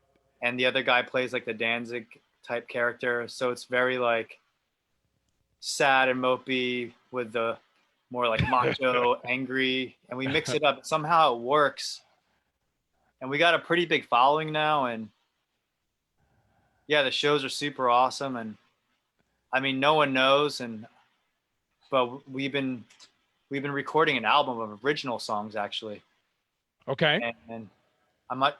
We got a label, and I don't know. It's super like on the down low right now. No one really knows about it. So, Okay. So but we yeah, just that'll be definitely next level for us. okay. Do you guys have a website, the Miss Smiths? Is there? Um, Mostly just our Instagram. We got a Facebook thing Okay. and a merchandise page on Big Cartel. Okay. But yeah, So we people just shot our can look for first that. music video this week, so probably put it out in a few weeks or so. Okay. All right. Let's see. I'm just putting some links in there. So that movie, what was that movie called again? Game The changers. Game Changers. So just because I like the debate, I'm putting. There's the next video came up. Yeah, James Cameron. That's his movie too, I think. Okay, James Cameron. So there's another movie, another video came up called "Debunking Game Changers," and I love that. I welcome the meat oriented bodybuilders and meat eaters and things. Let's have a discussion. And they want The to. guy that does Game Changers, I think his name's James Wilkes, but some some dude like was trying to debunk the whole thing on Joe Rogan, which is probably the biggest podcast in the world. Sure. Um, for hours debunking it. But then James Wilkes came on like a week later with that doctor on, and he annihilated him. Crushed him. Okay. Came And on the like, Rogan show. yeah. And Okay. Joe was just like, wow, okay, so this dude's been giving me a lot of wrong information. I know it was cool just to see like this guy just totally destroy this guy who was debunking his film.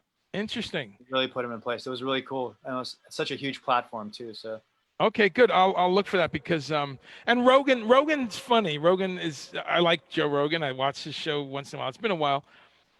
He's had John Joseph on there too. Right. He's definitely if anyone brings both sides on, it's that guy. And a lot of people he's open for to this, anything. I've seen his stand up and he's got a thing about vegans. He likes to make fun of vegans. But he's like a hunter. Yeah, there's stupid vegans, just like there's stupid hunters. And there's stupid gun owners, and there's smart gun owners. One of the things about the vegan attacks people need to chill out about is that every group has cool people and idiots, right? Oh, I mean, of course. There's bikers who are jackasses and bikers like Steve who are super cool. There's, but for some reason, vegans are one of those groups where you meet that annoying vegan at a Thanksgiving dinner and that's it. We all suffer for that one jerk that you met. Of course. And I'd love people to take a deep breath and say, you know what? That was just one person I met, or three of them, whatever. But, so to Joe Rogan, people should look that up for the Game Changers debate. That's probably very robust. Let's go back to some questions. Christopher Rowley asks, are you on a mostly grain-free diet? Grain-free? Grain-free, yeah. What's your grain intake? Do you do rice, whole wheat, quinoa? What do you do for grains? I guess I don't eat that much grains, but right, yeah. But it's not a strict thing though. You don't avoid it. Not for me. Yeah. I did keto vegan for a little while there. Yes, I remember. That was definitely no grains. Right. But just try to stick to the whole. I like wild rice, or I guess quinoa is not technically a grain either. Right? Yeah, it is a very high protein grain. Yeah, sure. Okay. Yeah, South American. That's great. And we're going to ask you a question too on the keto, because I welcome people on keto in general, and you're a living proof. Maybe let's do a keto show where you come back and get into some details, because keto is great on one level because it's having people get rid of processed food, stop eating fast food, all that. But then it steers them to this pure flesh thing, and then they all have issues. They all have joint issues, and I've had friends on keto where they get gout almost immediately. A couple months Atkins diet, same kind of thing happening. Irritable bowel syndrome, acid reflux. They look great. They lost all this weight. They're really cut. But then you're like, how are you feeling, dude? And irritable bowel, all those things. Again, that's not everyone, but Yeah. enough that I'm alarmed. I've half a dozen of my friends that have been on keto have some sort of.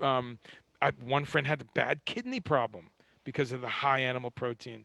Yeah, because that's a So lot of meat and cheese and butter yeah, if you're yeah. doing it the meat way, you know? So we'd love to hear about the keto. So okay, so answering Christopher, he's not strictly grain free, but I'm pretty much grain free. You know, I did completely grain free most of last year on tour, and it was great. I lost some weight. I felt great, and even now I'm very low grains. You know, I had a little Yeah, I'm corn the pretty other day. low. Yeah, grains are bullshit, man. I mean, they someone's gonna be angry now. No, but grains. Let me put it in perspective. Grains. Here's some facts on grains. Grains are relatively recent to human beings. You know, they're relatively recent. Human beings, I forget, I can't tell you the year right now, but in the span of known humanity, we started settling down and cultivating grains and agriculture in general quite recently. And even more recent, not even 100 years, is stripped, processed, bleached grain. You know, that white flour reality that came about early in the previous century. That's really the bad news, folks.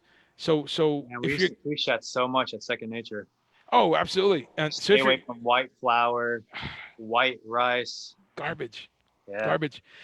I used to remind people, and I tell people now, think about when you were a child, or if you have a child, right?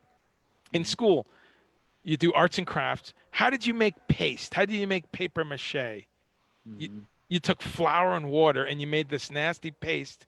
Well, it wasn't nasty per se, but nasty in that you couldn't get it off of anything, right? It Yeah. sticks to the desk. It's under your fingernails. It's over everything. And it hardens into this cakey, that's the point, right? Paper mache. Now think about that in your digestive system when you eat Yeah. white flour.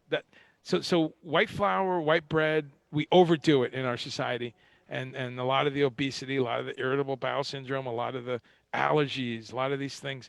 So if you're going to eat grains, you're okay, and grains do have a spectrum of nutrients in them. If you're going to eat grains, stay whole grain, folks. Yeah. Yeah, like Steve said, wild rice, quinoa, brown rice. And if you're going to have wheat, get the best, most expensive, not necessarily most expensive, but not the cheap shit. Yeah. Get really, really good whole grain bread, sprouted grain bread, Ezekiel bread, things like that. Um, I haven't ate bread in months. You know, I think I had a couple slices like 2 months ago or something. I'm not a Nazi about it, but I found that you get it down to where it's a treat, and you feel better. There's no mucus, there's no, a lot of these things that people think are normal. But there's a company called Dave's Killer Bread. Have you ever had that? Yeah. That's good. I mean, Yeah. and what a cool idea! It's this guy hires ex-cons in his factory, so you have a really great social. That's very punk rock, helping people that used Yeah. to be in trouble. So, folks, look for that. Dave's Killer Bread. A little bit of an edgy name there, because Yeah. some of the guys might have Well, been killers. But and that's a no. whole other conversation, the prison system. But Oh man, it's really good though. Whole grain bread if you're going to do bread. So let's look at some questions here. Rich Gregory says, "What do you do with planta?" Well, hopefully we just talked about that before, but it's a powder, and you would put it in a blender with some frozen bananas and some almond milk, soy milk. yeah, it's the only powder that What do you I, do? like I said, I'll just mix it up with some ice cubes and water sometimes, and it tastes. I don't know about amazing, but like it tastes good. A Great. lot of those powders don't taste good that way. But That's yeah, great. you could throw a banana, some frozen berries. Sometimes I'll throw a little maca powder or chia seeds in there, Right. peanut butter, almond butter, whatever you're into. Awesome. Yeah, just blend it up. Just keep it simple, you know. I know four or five ingredients. That's awesome. Back to questions here. Christopher Lowry. Yes, you must have jumped in late, which is fine. For those of you who've just come in, Stephen Asbury, dear friend of mine, old friend of mine for a quarter of a century, used to work at the store I co-owned in Red Bank, New Jersey. And Steve is a certified trainer, bodybuilder in Los Angeles, and he is a vegan. Answering that question, yeah, no dairy, no eggs, like myself. And we were so hardcore at the store, man. We would have some awesome music on, some Clash or some punk rock, and you know, or some Prince, right? Big Prince fan. Of We course, would have some another vegan. awesome, yeah, we would have some awesome music on, and we would just we took no prisoners, man. People Yeah, would come in, we would say, "Here's the deal. Here's some good shit. Here's a few choices," and you guys I were was saving people's lives, literally. saving lives, and I was a lot more fit then. So Steve and I would be up there saying, "Yeah, I lost weight. I got muscles going on. I got, I've got energy." Um, right now, I just have the energy. I got to get back in the gym. I've lost a lot of the musculature, but it's not horrible. But I've got the Sherry energy. was always in good shape. Oh, amazing! She was a power cyclist in the gym all the time. So we're here to break myths, folks, that you can't be, vegetarian or vegan. So in the thread, please, folks, look up and down. We got some links there. There's a guy named John Joseph from the Cro-Mags, bodybuilder, and there's this movie, Game Changers, about vegan bodybuilders. Game So Changers on Netflix too. it's on. Oh, great. I should Um, still be. let's see. What do we have here? Thank you, Scott, and some others have put the links for thistle.com. Thistle.co. Thistle.co Oh, is the other okay. one's hotels. So people can check that out. Um, okay. Yeah, and I Michael. believe the people at Thistle are like dietitians. Like they really honed in on Oh, their yeah. meals. That's awesome. All like, or Yeah. a Michael whole group. Bernier. Good to see you, man. What an honor to have Michael here. Great musician. Michael says, wow, you make your own seitan and tempeh at home? Is that? That's fantastic, man. We got to talk about that. Come on the show, man. I'll message you. But I want musicians. I want people who travel to tell their stories. And by the way, in terms of, I'm still getting used to being a broadcaster. Next week we have another musician, another punk rocker, another guy from New Jersey, a guy named Eric Tucker, who is the chef and owner of Millennium Restaurant in San Francisco, one of the greatest vegan restaurants He was ever. in Dirge, right? He was in Dirge, yeah. So yeah, amazing. I've met that guy at his restaurant actually. Yeah. Super, So super Eric cool guy. is what would that be? That's going to be August 10th. We're going to have Eric Tucker, and again, some of you research. I got some scholars out here. It's awesome, man. So if you want to get ready for that, folks, with questions, look, Millennium Restaurant in San Francisco. You could pull it up. I'll put a link. But really, I mean, I'm not kidding. It's a place you could take anyone, and they're going to be blown away. And the beauty of Millennium and Eric is it's not like faux meat stuff, and it's not like tofu and seitan and all that, which is fine. Maybe he uses seitan once in blue moon, but he's all about mushrooms and broccoli sprouts and eggplants and things you could Yeah, do with various varieties of sea vegetables and lentils and he's about vegetables, yeah, yeah. asparagus and hundreds of other things. And he goes out. He has a seasonal menu too, so it changes. And he actually goes into the woods in Marin County and forages. So his restaurant has fresh herbs and mushrooms and peppers and things that he That was grows. something I learned from you Yeah, guys too. Eating in season. that's awesome. Yeah, Like, no, that's that's as much as you can. yeah, It's a yeah. good thing to do. So I've got Eric Tucker next week, and then we're still confirming the date, but either next week or the next, I will put it up here. But the Slicks will be here. That's right, Eric and Julie Slick, who I toured with for years, both vegetarian/vegan and gourmet chef again. So we're gonna have a lot of musicians. And Michael Bernier, I will put you on the spot and invite you to my show one of these weeks. But thank you for that. And we're going to talk about what it's like to make tempeh and seitan. I've made tofu. I think I made seitan. That's actually pretty straightforward. I So never Michael made it. mentions colostrum and melatonin. I not sure of the context there. Maybe you're answering some of these people with, uh, you know, uh, with IBS. I don't know. But colostrum is in mother's milk, and it's interesting because colostrum is a very popular kind of supplement, a very high end supplement. I've never taken it. I don't think I need it. Mother's milk. It's amazing. Nature just tells us exactly what to do, and we go, fuck that. And we'll go over it one more time, folks, and you'll probably hear this from me every week. Every mammal on Earth creates milk for its young because they can't hunt or tr- move around much or gather their own food. So nature is beautifully perfect.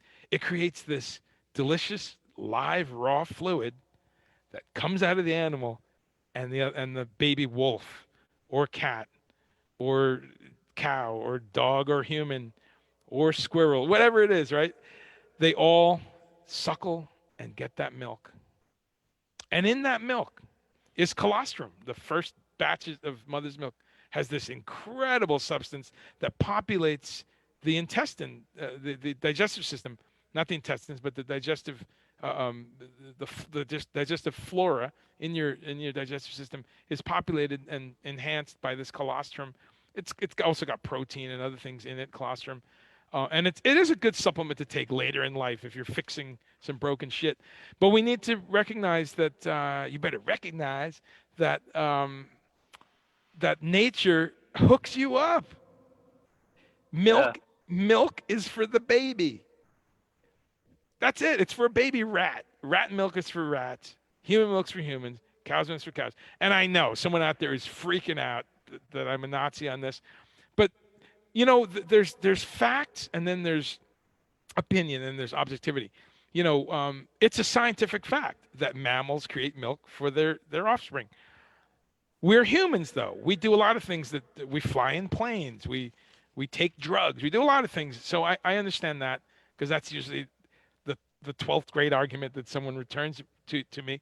I know that. I know we do things that we were not biologically optimized for, but we pay the price. So with dairy in our society being so prevalent, we're paying the price with bone density, with all these things. So, you know, and again, Steve is here as living proof, incredibly healthy, and he's a bodybuilder, and he's doing it all with none of that, no whey protein, no milk. Steve, do you get pushback from customers? Do you get people who go, "No way, dude, I'm taking whey"? Like, what's the energy in that area? Do you kind of? Um, Mostly positive, because people usually that are coming to me need help, you know. So they have a lot of questions, and some of them, like, they start to dabble and they'll try a vegan shake instead that Right. day. And Okay. yeah, it's been pretty good actually. And are you advertised as a vegan bodybuilder, or that you just advertise as a bodybuilder? What's the? Um, no, not really. Maybe I'll look into that, but I'd rather just have anyone want to hire me, and then, you know, Later on it comes up. yeah, Yeah, okay, that's great. I like that. And 'cause it might turn people away actually if I was sure, advertising it. sure. And again, this show, folks, I say it all the Very open time. about it, but Absolutely, yeah. Same here. I say it all the time. If you're a hunter, folks, if you eat elk, if you know fish, come on this show, and we're here to talk about going meatless just one day. Let's start with Monday. Now, I hope that you expand that and you start doing Monday, Wednesday, Friday, but really, there's a lot of respect for whatever diet you're on. If you eat bugs, you know, let's let's talk about it. Bugs, right? The protein of the future. How about that? Have you seen that? Like, there's like termite powder and all these things. Have you seen that in the health food store? no. Yeah, there's a big push for that. Um, okay, so tuned in late. Christopher says, whey is not good. What type of protein? Okay, so in this thread, Christopher, you'll see a link to a protein called Planta. That's one, but there's also Vega. There's so many vegan Yeah. proteins. Easy, yeah. There's pea protein now, and there's hemp protein, and And the people that make Planta also have like a women's line. It's called True Supplements, TRU. okay, yeah, That and all their stuff's really good too. I yeah, use one of their hydration powders actually. okay, You know, you got to get those electrolytes and minerals, yes, absolutely. So vegan protein's really easy to find. and everything's vegan there, I believe, as well. Rich Gregory says, "What's the problem with soy?" So I've got a few things, but you take that, Steve. Well, why not soy? Why don't you use soy protein? I don't, I don't know. I do eat soy, but Sure. when it comes to soy, I don't know.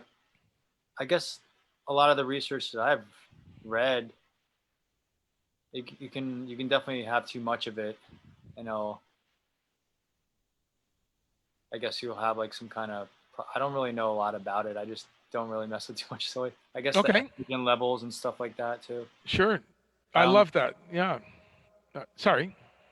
Yeah. That was it. No, I love your honesty. First of all, rather than try to make some shit up, just say, yeah, I've only read little, but quantity, and that's a great answer, and that's kind of my answer too. One of the things in the vegetarian, modern version of vegetarian, which you can go to like Jethro Kloss, say Back to Eden. Some of you folks may remember that book in the health food stores. And a lot of the soy is so processed and genetically modified. I think that's why I kind of was a little pushing it away Yeah, in the that's absolutely. last couple of decades, or whatever. Um, but you go back to that 1920s, 30s, 40s, like the beginning of like Jack LaLanne and like Jethro Kloss and all those kinds of things. Worthington Foods. There's a rich history in the U.S. The Seventh Day Adventists, right? A lot of them were vegetarian, and everything was soy. Oh my God, they had soy sausages and soy uh, chicken substitute and soy beef and pork substitute and ground soy nuggets and TVP. TVP is made from soy. So I think there was an overabundance of soy, and some people ran into problems. And I know some ex-vegetarians. I'm going to have two people on that are ex-vegetarian, and we're going to talk about that because I think what happens, some vegetarians get into it and they eat way too much soy. They're having soy milk and soy cheese and soy nuggets and soy hot dogs and soy powder. No, folks, got to diversify. And the problem with that is then they go to a doctor and they're very sick. They've got maybe thyroid issues or they've got digestion issues, and the doctor says, "What? You should never go vegetarian. Vegetarianism is very bad for you. I've had 3 people like you." Wow, that is so fucked up and illogical. Because, right? Because the other 99% of the doctor's clients are meat eaters, and they don't say that, right? Yeah. The people coming in with kidney disease and liver disease and cholesterol issues and artery blockage and gout and on and on and on. They don't ask them what they're eating. Isn't that funny? So yeah, soy is overdone, but in general, it's a good thing. What I always reference for people is the Japanese diet, where, for instance, my Meatless Monday today, I've had a nice bowl of miso soup. Japanese people are eating miso soup, most of them. Some people don't, but 90-some% of Japanese every day are having a cup of miso, and they eat tofu to some degree. Even the meat eaters, Yeah. likewise in China, and they eat natto. Natto is a fermented soybean, and they eat finally 2 other things: tamari, the tamari soy sauce, and they eat edamame. That a lot of people that love Japanese food know, the actual beans. But that's it. They don't mess with a whole lot of the vegan sausages and chunks and all those things. So yeah, soy is okay, Rich Gregory, but it's about how much you're having. You know, you, it's easy to overdo that in American Western culture. So You ever Michael mess Bernier, with Beyond Meat stuff? yes, I've tried a few things. Yeah, I tried the sausage that they make. Is it soy or wheat gluten? I No, forget. no soy. No soy, pea protein, right? I think I so. think Yeah. it's great, man. I had the sausages, man. Those are scary. If I didn't open the package myself, they got, because the ones I had were like the English bangers style, like those chubby, fatty sausages, and they Yeah, were the they were great. burgers are great. The burgers are good. Um, Yeah, I had them once. Yeah. I feel like a little bit of a sellout, and Okay. I'm probably never gonna go again. But KFC, Kentucky Fried Chicken, released Beyond Meat chicken nuggets. I heard about that. I think it's just Southern California, and it'll Okay. probably spread eventually, like it did with what Del Taco or Burger King Whoppers, Yeah. Impossible Whoppers, whatever. Yeah. Yeah, so I went there, which was super weird. I haven't been to KFC in literally over 25 years. Wow. Oh, and when I ordered it in the drive-thru, it was so strange. I know But you must have been like, yeah, I was just like, oh man, I hate this place. They're so evil. But yeah, you're they were pretty good. research. Yeah. I've heard. I'll probably never go again, but I'm glad they exist, and Yeah. it was cool. Yeah. That's a common thread, folks, and we've only touched about that a little bit. I mean, And Carl's Jr. has the Beyond Burgers. They're really good. you Again, I know, try to stay away from those places, but of course, and it's a fine line. The beauty of those things, and everyone has heard this, that McDonald's, Burger King, Carl's Jr., as Steve said, and now KFC, with in some areas in the United States, they've got these vegan nuggets.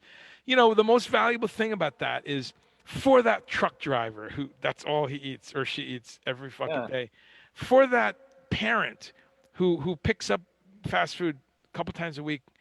And I'm not going to sit and critique that per se right now, but if that's part of your lifestyle, now your annoying 16-year-old vegan daughter can get something at Burger King now, right? Yeah. And so I think it's a beautiful thing. I also think it's a measure for those of us, advocating this diet. Wow, what a clear measure of the economics of the capitalism that this is really taking off. You Yeah. know, folks, Burger King and KFC is not going to do shit like this. They're crunching numbers. They're looking at spreadsheets. They're sitting in board meetings, and they are watching the sales of Garden Burger, of Quorn, of Gardein. They are watching this stuff, and they're going, "Wow, look at the SKUs flying out of supermarkets. Look at the sales at Walmart of this tempeh stuff. What the hell is this stuff?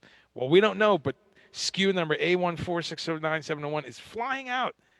So, on a certain level, folks, this is evolution. This is where this is happening, and that's why I'm doing this show. One of my favorites is Chipotle because you can really go and get exactly.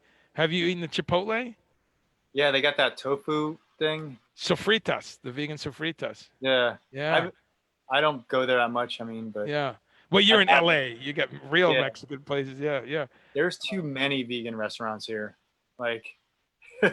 that's it's hard to make a decision a lot of times. Yeah, there's a suggestion actually, folks.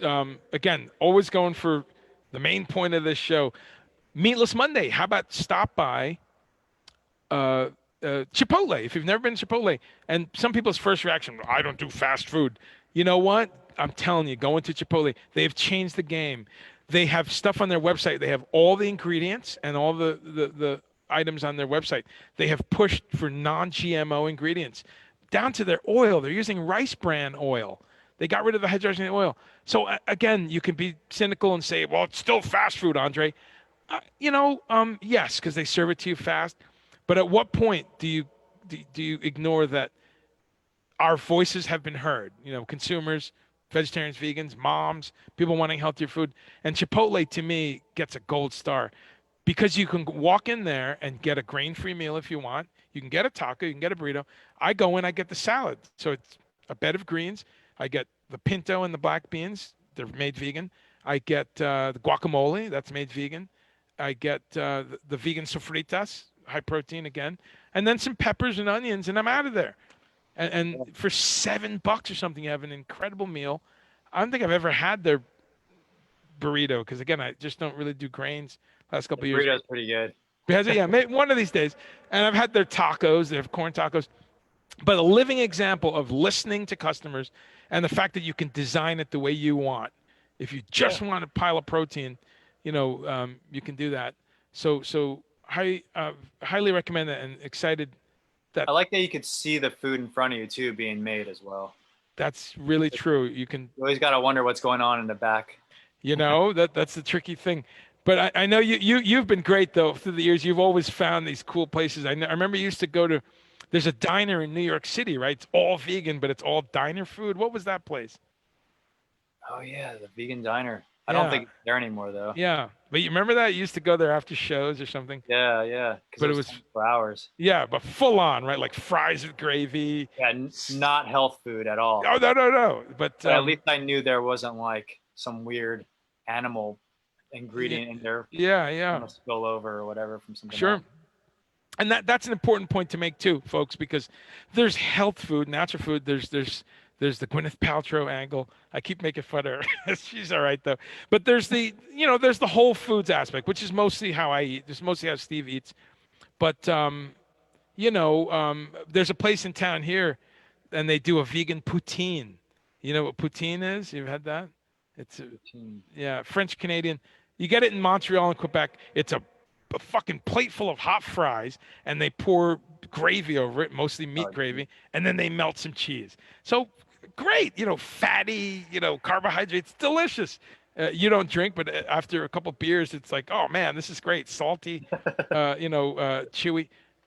The thing about vegetarian and vegan diet is, it's not that we don't like that stuff. It's mouthfeel, it's texture. Humans like certain foods. We just want the death out of it. Yeah. And today you can do that. So there's a place in town that does a vegan poutine, fucking spectacular. You know, fresh French fries, vegan, gluten-free dairy, gluten-free gravy, and a nutritional yeast style cheese. You're getting hungry, right? That's it. I am actually pretty hungry right now. But it's so you can do that. So once you started talking about Chipotle, I started getting really hungry. so folks, if you've never been to Chipotle, that's our homework in this ongoing class. Go try Chipotle. Easy to be meat free. So let's jump back to see if there's some questions, and we got about 15 more minutes in the show. So thanks so much for coming on the show, Steve. Yeah.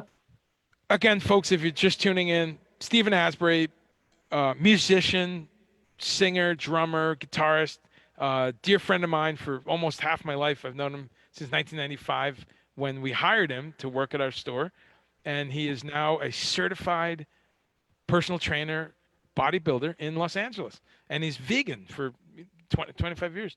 So let's go see if there's any other questions. Sharon says, I like soy milk, but I only have oat milk in the house. Very good. Yeah, that's I love all the different milks that are here.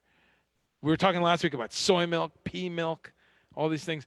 I didn't get to it today, but Steve, did you know this? That almond milk goes back to the 13 and 1400s. Did you know that? Almond milk? Wow. Yes. I thought that was a new thing. I know. You know, I thought at least, 50 years ago or something, but it turns out that it's ancient, and we'll roll that over to next week. But I'm going to put the article in here. But yeah, it was, and really in the royalty they had it because almonds were expensive, so they used to get milk almonds and soak them and crush them and make this milk, and they often used it to cook chicken and make different desserts and things. So it's not that they were saying we're vegan now. No, and that's not my point. I'm not retooling history, but I'm pointing out that here's something that people think is new, and it's actually it goes way back. Okay, so Michael Bernier is saying, "Wow, you used to be a nutritionist. That's awesome. I can't wait to interview you then on the show because, yeah, okay, great. Let's see if there's any other questions here.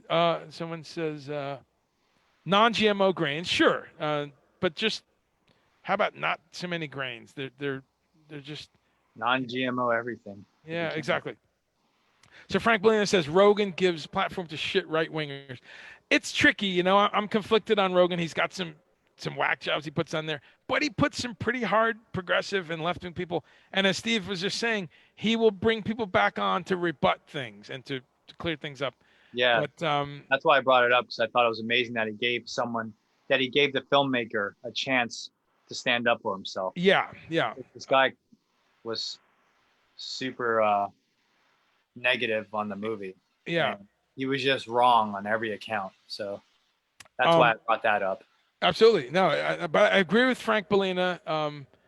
You might know Frank. He would come in the store once in a while. But you're right, Frank. He doesn't challenge. He always says I abuse both sides, but he kind of doesn't. He kind of leaves. But Bernie Sanders was on Rogan too, Well, that's the thing. He I think he just lets everyone say their, Yeah, I think he's absolutely. I think he's something like 90-10 on the fairness scale. So he gives the Republicans and right wingers just 10% more room than he does liberals. But that's great. That's better than anything out there. He's at least having you on. He leans way more left, but that's the thing. If you go down the line, he's pro-choice. He's pro-LGBT rights. He's pro public education. He doesn't vote Republican. No, he said that. He's pro high taxation for rich motherfuckers. He's pro proper immigration. I mean, he's progressive across the board on these issues, women's issues, again, public education issues, health, insurance. He's quite liberal on all this stuff. But then he's an avid gun owner NRA guy, which chases some liberals away. Not me. I'm for Second Amendment. But he kind of parses that, and right away people call him a right winger because he's for that. But I will criticize that, as Frank says, that every once in a while he's got right wingers on there, and he just, you're like, dude, challenge them on that bullshit they just said, like Candace Owens or something. But Candace Owens on there a bunch of times, and he did challenge her a few times. It was he does. He gave her some stick, but anyway, big Joe Rogan fan in terms of liberals, progressives. You need to listen to the other side. Stop being in the fucking Rachel Maddow echo box. You got to listen to what's happening on the other side. You got to go read some. You got to keep your enemies close. It's I want to know what the other side's thinking, dude. That's another thing too. You and I, If we're going to coexist, we kind of need to, at least listen see to what's each other. happening. You don't have to agree with them, but you need to know what the hell's going on in their head too. Absolutely. But when we were at the store, we overlapped the second Clinton into the whole Bush years, right? Oh, So man. we saw the, but we were very political, and I appreciate and I salute you for always being so political too with us. And we had the posters on the wall about commercialism and consumerism. As ironic as that is running a store, but we sold positive products. But remember that flag we had? It was the flag of the USA, but instead of stars, it was logos for Kodak and Yeah, chemical companies and Exxon so these are values that are, to me, are packed into veganism, aren't they? and they were trying to take away that organic sticker and certification at one point. We're fighting against, Yeah, they were trying to shut us down. absolutely. Let's see. So let's go down to the bottom. Any other questions? Colostrum helps with the immune system of the baby. Exactly. Yeah, that's what we were talking about before. And it's crucial to have mother's milk instead of formula. Absolutely. So thank you, Sharon. That's what we were talking about. Sumitra's here. Hey, Sumitra, how are you? And Sumitra says, thank you for True Supplements, Steve. Awesome. Sumitra, you might run into Steve sometime because Sumitra is my dear friend, another musician. Sumitra, I should have you on the show, both you and Alex, because again, vegetarian musicians, I want you all to tell your story, what it's like traveling and touring. But Sumitra is I haven't even gone to that. Yeah, I toured as a vegan for decades. Well, we'll touch base a little bit on that. But hi, Sumitra, and Sumitra, thanks you for mentioning True, because she's in LA too. Rich Gregory says moderation then in everything. That's a common statement, and I don't think so. I don't have to moderate apples. I don't have to moderate kale. I don't have to moderate spirulina. It's one of those things. And you know what you have to moderate? Pork. You have to moderate cheese and hydrogenated oil and not just meat things, but you have to moderate white flour. Or you don't have to, but then you suffer the consequences. I moderate soy a little bit. Exactly. Yeah, that's one. We talk about that. But even that, there's a second layer to that discussion. We have to moderate highly processed soy, right? Yeah. TVP, all that. The Japanese people, for millennia, have had the top unprocessed types of soy in their diet, right? Yeah. Edamame, miso, natto, tamari. And in Japan, they have their health issues, but they're the oldest population, which is really a bummer right now with COVID because they've seen a blow up right now in numbers. And they have an average older population, even older than Italy, which had such shitty numbers. So I'm quaking in my boots for my beloved Japan. Been there 8 times. But folks, longevity. I mean, and there's a lot of stuff we can say about the Japanese diet. Japanese walk a lot more. Japanese are generally more slender people. They're not an obese society. Japanese have soy in their diet, which is very beneficial, but a lot of seafood. They have a lot of sea vegetables and sea animals. They've changed their diet actually in the last 50 years. And if you go read about this, Japanese are now getting a lot of Western diseases because they're consuming milk, which they haven't for centuries on our level. And they're consuming a lot of beef with the Kobe beef and everything. So Japanese are very interesting dietarily because they have all these all our amazing shitty things. chain fast food restaurants The chains are there, in yeah. all these countries right now. So Yeah, the other thing Japanese eat a lot of, which I talk about all the time, is fermented foods. Not only miso, but pickles in the morning. You go to Japanese breakfast, and just like in Korea with the kimchi, they're pickled vegetables. yeah, Umeboshi paste, rice wine vinegar, plum vinegar. So tempeh is fermented. yeah, that's right. So Christopher says soy messes with estrogen levels. Again, no, that's too definitive a statement. Soy doesn't mess with estrogen levels.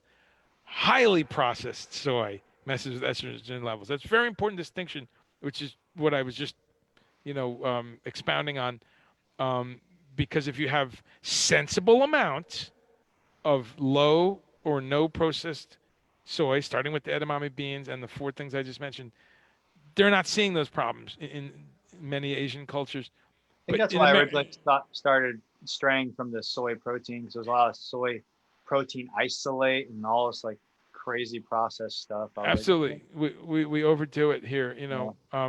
So Impossible Burger, Amy says it was great. So let's see. Christopher Lowry asks the question that we get all the time: why would anyone adverse to eating meat desire a product that resembles meat? So I'm going to do a whole day on that. I'll probably address this every week. And there's several things about that. Number one is that meat doesn't resemble meat. I mean, what's a hot dog? What animal does a hot dog come from? So a hot dog is a cylindrical thing that someone made thousands of years ago out of meat. What's a burger? A burger is a patty shaped thing that could be goat, it could be cow, could be beef, could be buffalo, it could be snake, or it could be peas, it could be soybeans, it could be mushrooms. So we gotta get past that in this definition. First of all, And is meat that doesn't even taste like meat until you season it and marinate it, and that's the other thing. Very few people are going to kill a deer and start eating it right then. yeah. I'm sure someone out there will, but I challenge you. So you don't really want to eat meat, even meat eaters. You don't, because it's burnt, it's spiced with a bunch of plants, actually, onions, garlic, ginger. You marinate it in plants, vinegar, and then you burn it so the blood isn't there. Now, of course, there's people who like rare steaks and steak tartare, of course, but you're in the single digits percentile. Most people don't want to know, right? And we all know that. We've all seen people. And the other thing, people are grossed out when they find other cultures that eat horses or snakes or cats or snails. Oh my God, that's so gross. Why? You're eating a cow. So that's my first answer, Christopher, that even people who eat meat aren't really acknowledging the meat. Of Like course, cat and dog owners, they have pets and they love their animals yeah, and they no, believe in equality, but the, you know, not when it comes to animals, I guess. there's a lot of disconnect. Now, certainly in tribal cultures, they're killing animals, slitting their throats, and there's some African tribal cultures where they eat pretty much raw meat. They drink the blood. I'm not saying that doesn't exist in human, but in the Western world, where we are, it's a problem. It's a disconnect. The second answer to your question, Christopher, is that it's cultural. We grow up when you're a kid. Steve was just talking about. You go to Burger King, you eat these nuggets. You're not thinking about what it is. It's just delicious, crunchy, salty, whatever. You grow up eating ground beef in a taco or a stuffed pepper, or you eat sausages, peppers, and onions, Italian dishes. So It's you're just the way it's growing all up, packaged and advertised, it's all fun and happy and yeah, and full of so life. I see no problem with wanting to enjoy those cultural um, uh, uh, uh, moments in cuisine, but just making them without death. And then, so there's a whole discussion there, and I'm going to come back to this a lot because it's a question vegetarians make. And the final and third area, Christopher, that I'll say on this is antiquity, because something like seitan, which hopefully Michael Bernier comes on and tells us how to make that, something like seitan goes back 3,000, 4,000 or 5,000 years in China. The Buddhists in China, centuries ago, millennia ago, did not want cruelty in their food. So they asked their chefs, they said, we want to make our favorite pork dishes and our favorite chicken, but we don't want to kill these animals. What can we do? So brilliant Chinese chefs came up with ways to take yams and shape them a certain way, and wheat gluten, and make it chewy, and season it with onions and ginger and things. So it goes back for centuries. I don't really see a problem with it. Me personally, I hardly eat that stuff now. I did have half of a field roast sausage today, but I tend to eat vegetables and beans and tempeh and things like that. But if we try all that stuff, we get the different things. Steve, how much of that do you eat? Do you have like burgers and sausage and stuff like that in your fridge? Not really. Um, But if I go out, you know, I mean, once in a while, I mean, there's a lot of vegan donut places now, but yeah, but it's just once in a while. Right. Yeah. That's great. The other thing too is that within the meat eating world, there's stuff like turkey bacon and turkey sausages. So again, no one gets a shit fit over that. That's Yeah. not real. Turkey wasn't supposed to be in a pork sausage. The whole discussion is an interesting one, but I welcome it. How about salads and raw foods, Steve? Talk about that for a second. What's your intake of fruit, salads, raw foods? What do you have typically? Um, well, yeah, I do a lot of raw like nuts and seed stuff here and there, and um, yeah, just a lot of fruit. I try to It's a eat lot of in fruit season. Like right daily. Yeah. now, Okay. melons are kind of awesome for the summer, Awesome. and some of the berries. Uh, I tend to cook most of my vegetables, Right. but not too much. Okay. Steaming, baking, you, Yeah, you kind of, yeah, or just lightly sautéed. that's awesome. Um, But even some of these powders, these meal powders are raw. Oh, the raw meal powder, you can find that in Whole Foods. I like that a lot. yeah, I've seen that. I've had their And it's just vitamins. pulverized food, you know, Right. so it's Great, pretty raw still. great I company. don't know if it's 100% raw, but a lot of it is raw. Yeah. I like that company. I've had their multivitamin stuff. And And folk, obviously avocados, I always eat raw. right. Yeah. Good fat and which we overlap today. And so today I love it because I wanted to touch a few things, which was budget and buying simple foods and making your own food, making simple things, beans and rice, lentils and pasta. Around the world, people combine proteins Yeah. and grains or just the proteins. Mexican food, Central American food, South American food, African food, Mediterranean food. All of those things have something in common is that a lot of people have to eat on a budget. So plant food is throughout planet Earth, and we touched on some of that. Um, uh, and most importantly, though, I wanted to get a perspective of a professional bodybuilder and trainer. And I love that, Steve, you've confirmed that you eat a fair amount of fat, avocado and seeds, and Of you're course. burning it off. Um, and we need it, right, for muscle creation Yeah. and um, let's see. So let's go through a few things here. Christopher Lowry, always the contrarian. This is a friend of mine, Christopher. And Christopher says he's eating Chipotle, but Mamacita's is better. I know, Chris. We said that. That's kind of obvious. Of course, the little homespun Mexican place can be better. Uh, it's almost a non sequitur to say that, like because I'm not arguing that Chipotle's is going to be better than Oh no, Alfredo's. I can name 10 places I'd rather go to right now, but Of course. Mexican spots. The point to put it in Yeah, we're just clear. saying if you want to go to a chain place, Yes, they're one of the exactly, best. exactly. The giant billboard-sized point, which I'll repeat, is when you're traveling, when you're on the road like we are, and you're in Lawrence, Kansas, or you're just outside of Cincinnati, and everyone's stopping at some fucked up place. Oh, there's a Chipotle, and so that's why Chipotle is awesome. I salute them, and I give them a gold star. It's not about whether they're as good as some tiny hole in the wall in LA or Asheville or Mexico City. I'm going to put some video up of an amazing vegan place in Mexico City. So again, but Christopher, I love him. He's a buddy of mine, but he's a super contrarian. He he misses my point as often as he can, just just to bust my chops. Um, so Chipotle, a few people have given some love for Chipotle, and yeah, it's got the diners, the full-on diners. Amy says she's liked the taste of meat all her life. Right. So when you have an Impossible Burger or a Beyond Burger, you get the taste. Period. You get the umami, the texture. You get the experience of it.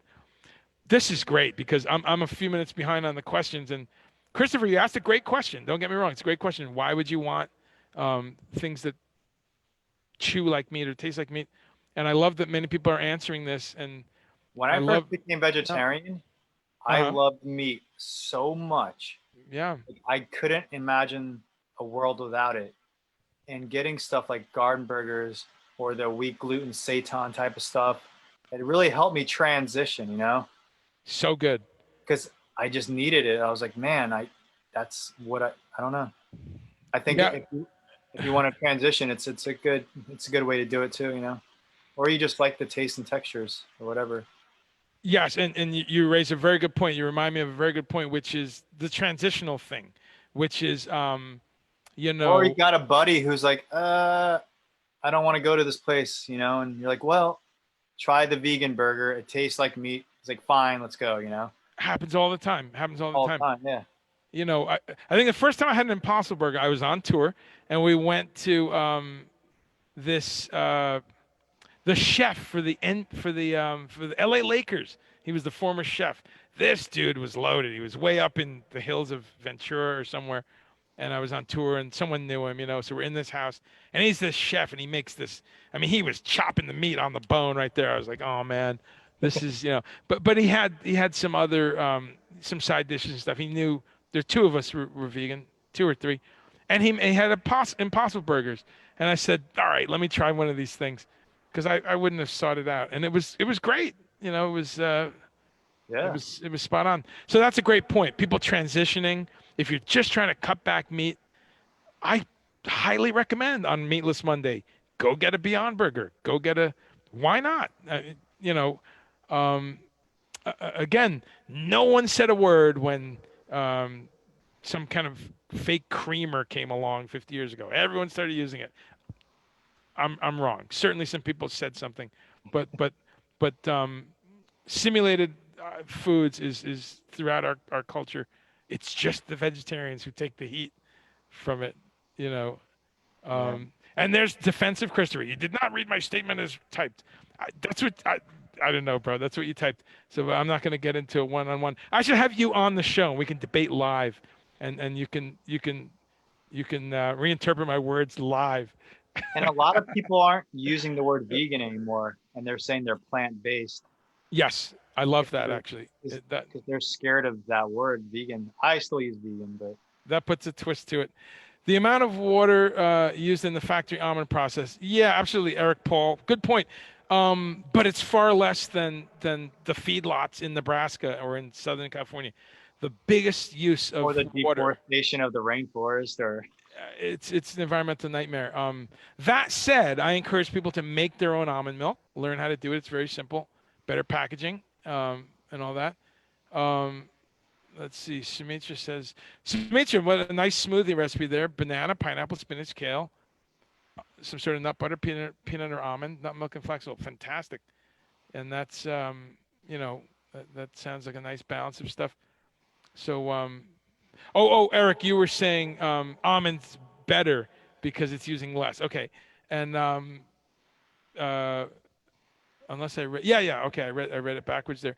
But so we're on the same page there. That yeah, the when you really grind down to the math of the meat industry, wow, the hog farms and the, you know, it's all the subsidizing of the meat industry too. It's like meat doesn't even cost what it's supposed to cost either. You know. it's crazy, bro. So have you been able to play music? Have you done any distancing music, or are you staying away from trying to do anything I'm recording an album right now. at home or in a Uh, studio? my bass player has a studio, and Oh, we just try to be as careful as we can. And okay. we're kind of taking a chance, but I don't know, Yeah, man. You it's know, tough. yeah, it's tough. It's like you gotta live your life, but you just gotta be careful about it. I don't really know, man. It's I tough. do as much research as I can. I just try to be as careful as I can. Yeah. But Well, as my dear friend, I hope you stay safe. And California, man, you guys got some fucked up. Um, you once in got a some, while, I leave the house and I drive around, and it people are raging out there, man. It's like I was like, this doesn't even look like we're in a pandemic right now. People are hanging out and like things are I know, normal. I don't really understand, but I know. It's that's a quite whole remarkable different. to look at and to see um, the varying states. And I'm seeing headlines here. I didn't click on it yet, but CNN headline: Trump walks out of briefing. So we have this petulant leader who did not get the 50 states together and have a coherent thing. with a yin yang, of saying, here's the federal plan, here's how I'm helping, but each state, you guys need to work out your own thing. And I applaud your governor, who was the first to act, right? Back in mid-March, you guys had the first shutdowns, Yeah. but then opened up too soon. So, man, this is not going away soon, because you have the conspiracy crowd and the taking away my freedom crowd, and Yeah, Berlin's like raging right now. I know that That that's looks a scary. I know, of course, the different opinions are everywhere on earth, but I'm surprised there's that many in the German culture. But we know that, and it says that a lot of them are right leaning. I don't know numbers on that, but I've read a few articles saying that it's a more right leaning crowd. You could tell from the signs they're holding, and there's definitely been a troubling rise in Germany of the right wing again. Poland also, they had a recent election confirming that, and Hungary, there's a guy. So there's a serious. You better learn your history, folks, because 1939 Europe had a lot of similar kind of energy happening. We're not going to repeat it exactly, but there's some lessons there.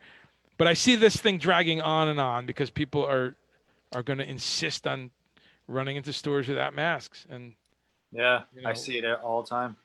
yeah, even in quote unquote liberal LA, huh? You see some people.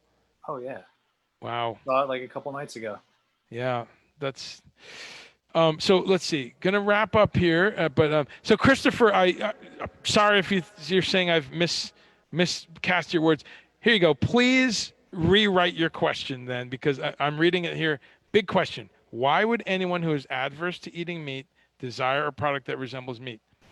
That's your words. I read them, and I think we answered that. So I want to answer everyone's question, and I think I've answered 24 other questions today. So if anyone has questions they want to put in here, I'll stay on for a bit. But I love that there's a lot of answers to that. Yes, you can get a couple meals out of those Chipotle salads. They are pretty big. Yeah, yeah. Um, let's see. Let's see. Have eaten Chipotle, but Mamacita seems much better. Is that what I miscast? Because that brings up a very interesting point, again, that we talked about. Everyone should support their local places, but I'm going to celebrate the chains, which reminds me of another chain that's awesome. What's it called again? P.F. Chang's. Have you eaten there? Not in a long time.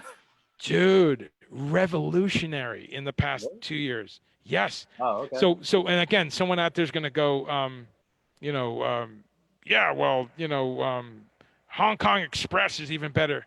Of course they are, because it's some mom and pop place. But actually, not really. Some of those suck.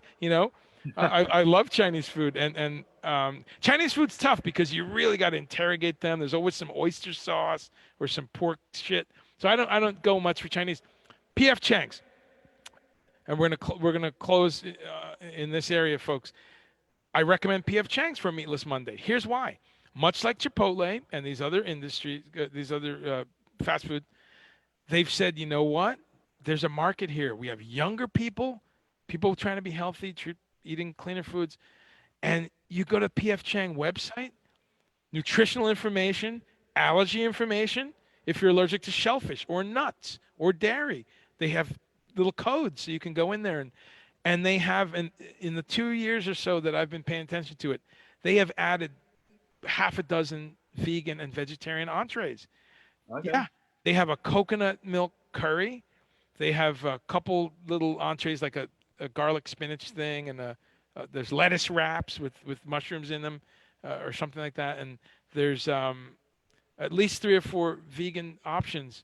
And again, the fact that sitting in the restaurant, I can pull up my phone, and it says what's in stuff. That's revolutionary. Sorry, when I go to mom and pop, they don't tell you what the fuck they're cooking with. So, I'm going to be very unpopular. I'm going to say fuck mom and pop. No, I'm serious. They're not better just because they're mom and pop. I push back on that. I'm a complete progressive, lefty, liberalist, semi-socialist guy. But that's one of our slogans that is full of bullshit. Mom and pop needs to be judged just like everyone else. Mom and pop are often racists, right? right? Just because they're mom and pop. So let's debunk that, and that goes for the food too. Mom and pop is sometimes awesome, but you have to put them to the test. And I hate when you go to a place and they're snark. They don't want to tell you what stock they're using or what, you know. I'm sure you've encountered that on the road, right? Oh, of course. They don't want to. Or they don't even really know. Yeah, yeah. So I love that these places, whether it's whatever these chains, they face boycotts and immediate attacks on Twitter and all these things. So they're getting their shit together. They don't always get it right, but that's one of the things. So we end on a note of fast food. That's right. I'm telling you to go to. I'm suggesting P.F. Chang's and Chipotle just once a week to try out some recipes, and then make them yourself at home, right? Yeah. So, all right, folks. So let's see if there's just one or two other questions, and then we're out of here. Joe Rogan smoked weed with Alex Jones and Elon Musk. That's pretty open. Yeah, absolutely. As I was saying, he's great. I'm pro Joe Rogan. Yeah, he's been a huge hot supporter forever. Yeah, And psychedelics. He's like super into psychedelics. Yeah. Our comment still stands that he's goes a little easy on some right-wing people consistently. It's a weird little blind spot. I think he's trying to be so fair to them that he goes extra fair. And Frank Bellina points that out too. Scott Fisher, yeah, you're right. Well, Scott, the cyanide is in the seeds of apples. So if you chew apple seeds, which my dad used to do, maybe that's why he died at 78. I don't know. No, he had other issues, cancer. That's why. Huh? I don't think that's why. I know, but I go dark, man. It's dark humor. It's a dark humor show. But being euphemistic, Scott, fruit in general, yes, if you eat nothing but fruit for 3 straight weeks. Although there's these fruitarians, right? That's all they eat. Do you know a fruitarian, Steve? Oh, of course. So what's up with that? When we got into raw foods back in the 90s, we discovered fruitarians and all those people. Sure. I was raw for about 2 years. You went raw for a while too, right? Yeah, a couple times. Yeah. That was awesome. I mean, that's one of the things, man. That's this light in my head. It was the greatest time of my life. I was so fucking high energy. People out there are going, no more energy. But no, I was fit. I was kicking ass. Dude, you were thin. And the mental shit. I mean, your mind clears out. Cooked food is bullshit. As much as I love it, and I'm gonna go upstairs and have some cooked food. But it's about being honest, though, isn't it? It's like, we love cooked food, but don't lie to yourself that it's raw food's amazing. That's why I was asking before how much raw food you have these days, and it's good to hear you have the raw shake, the raw, and you inspired me. I'm almost done with some Vega powder. I'm gonna buy the raw one next. Do you recommend a flavor or do you have some? You can. Let's see. Garden of Life, is that what it's called? Let's pull that up, folks. I love that you folks are just hanging out, man. Yeah, that's the one I use. Garden of Life, there it is, raw organic meal. Okay, I like great. Another one. Nice.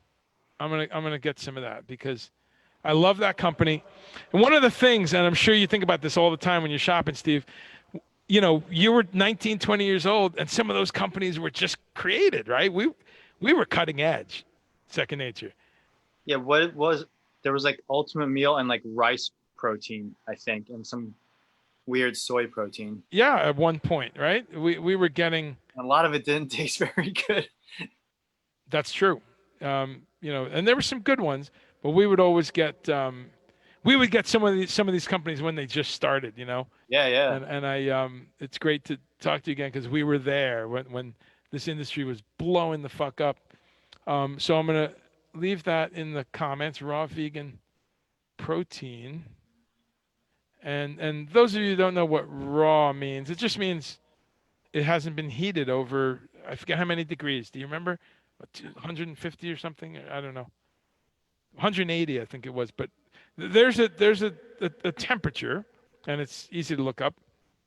There is a temperature where enzymes are damaged The and we're molecular structure of it hasn't been changed or whatever. yeah.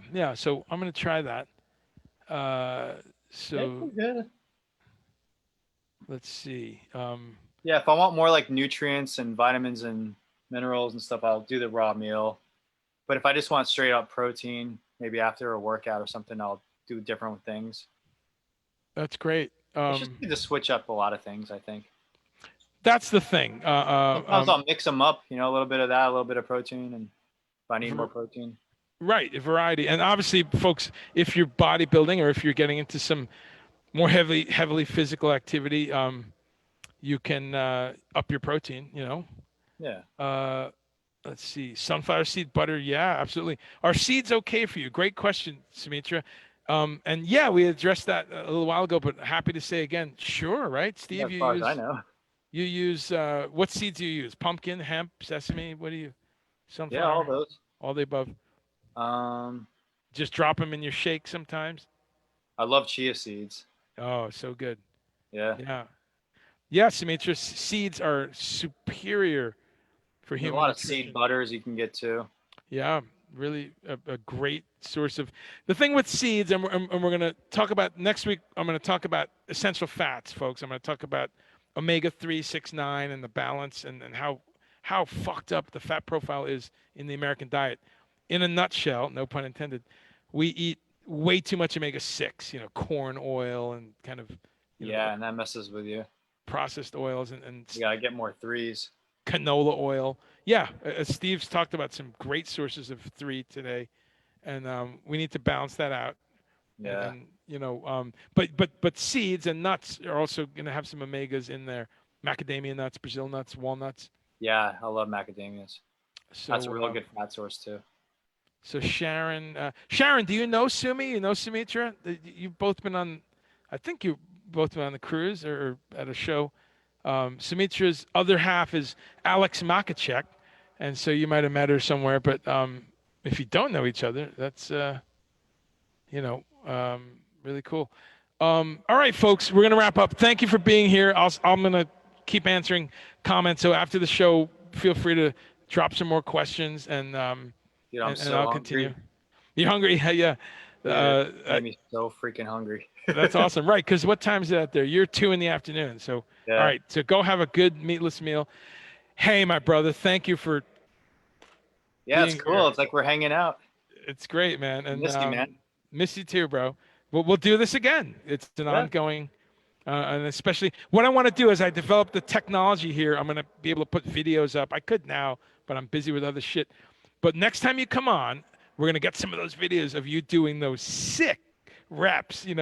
Steve's got all these videos out in the park in LA and at gyms and stuff, just killing it. And it's very inspiring. So we'll do some of that next time and we'll get into more detail with the bodybuilding. And, Yeah, whatever you want, man. so folks, have a meatless Monday. Stay positive. Like I said, I'm going to continue on answering some questions here. Love you all. Every Monday at 3 p.m. And next week, again, we've got Eric Tucker, the genius chef from Millennium in San Francisco. Amazing place. And he's also a punk rock musician. And then I've got the Slicks on a week or two after that. We're still nailing that down. But Eric Slick and Julie Slick. So a bunch of different guests. And there's another guest that you know, Steve. I'm going to have Jen Noonan on. Remember Jen?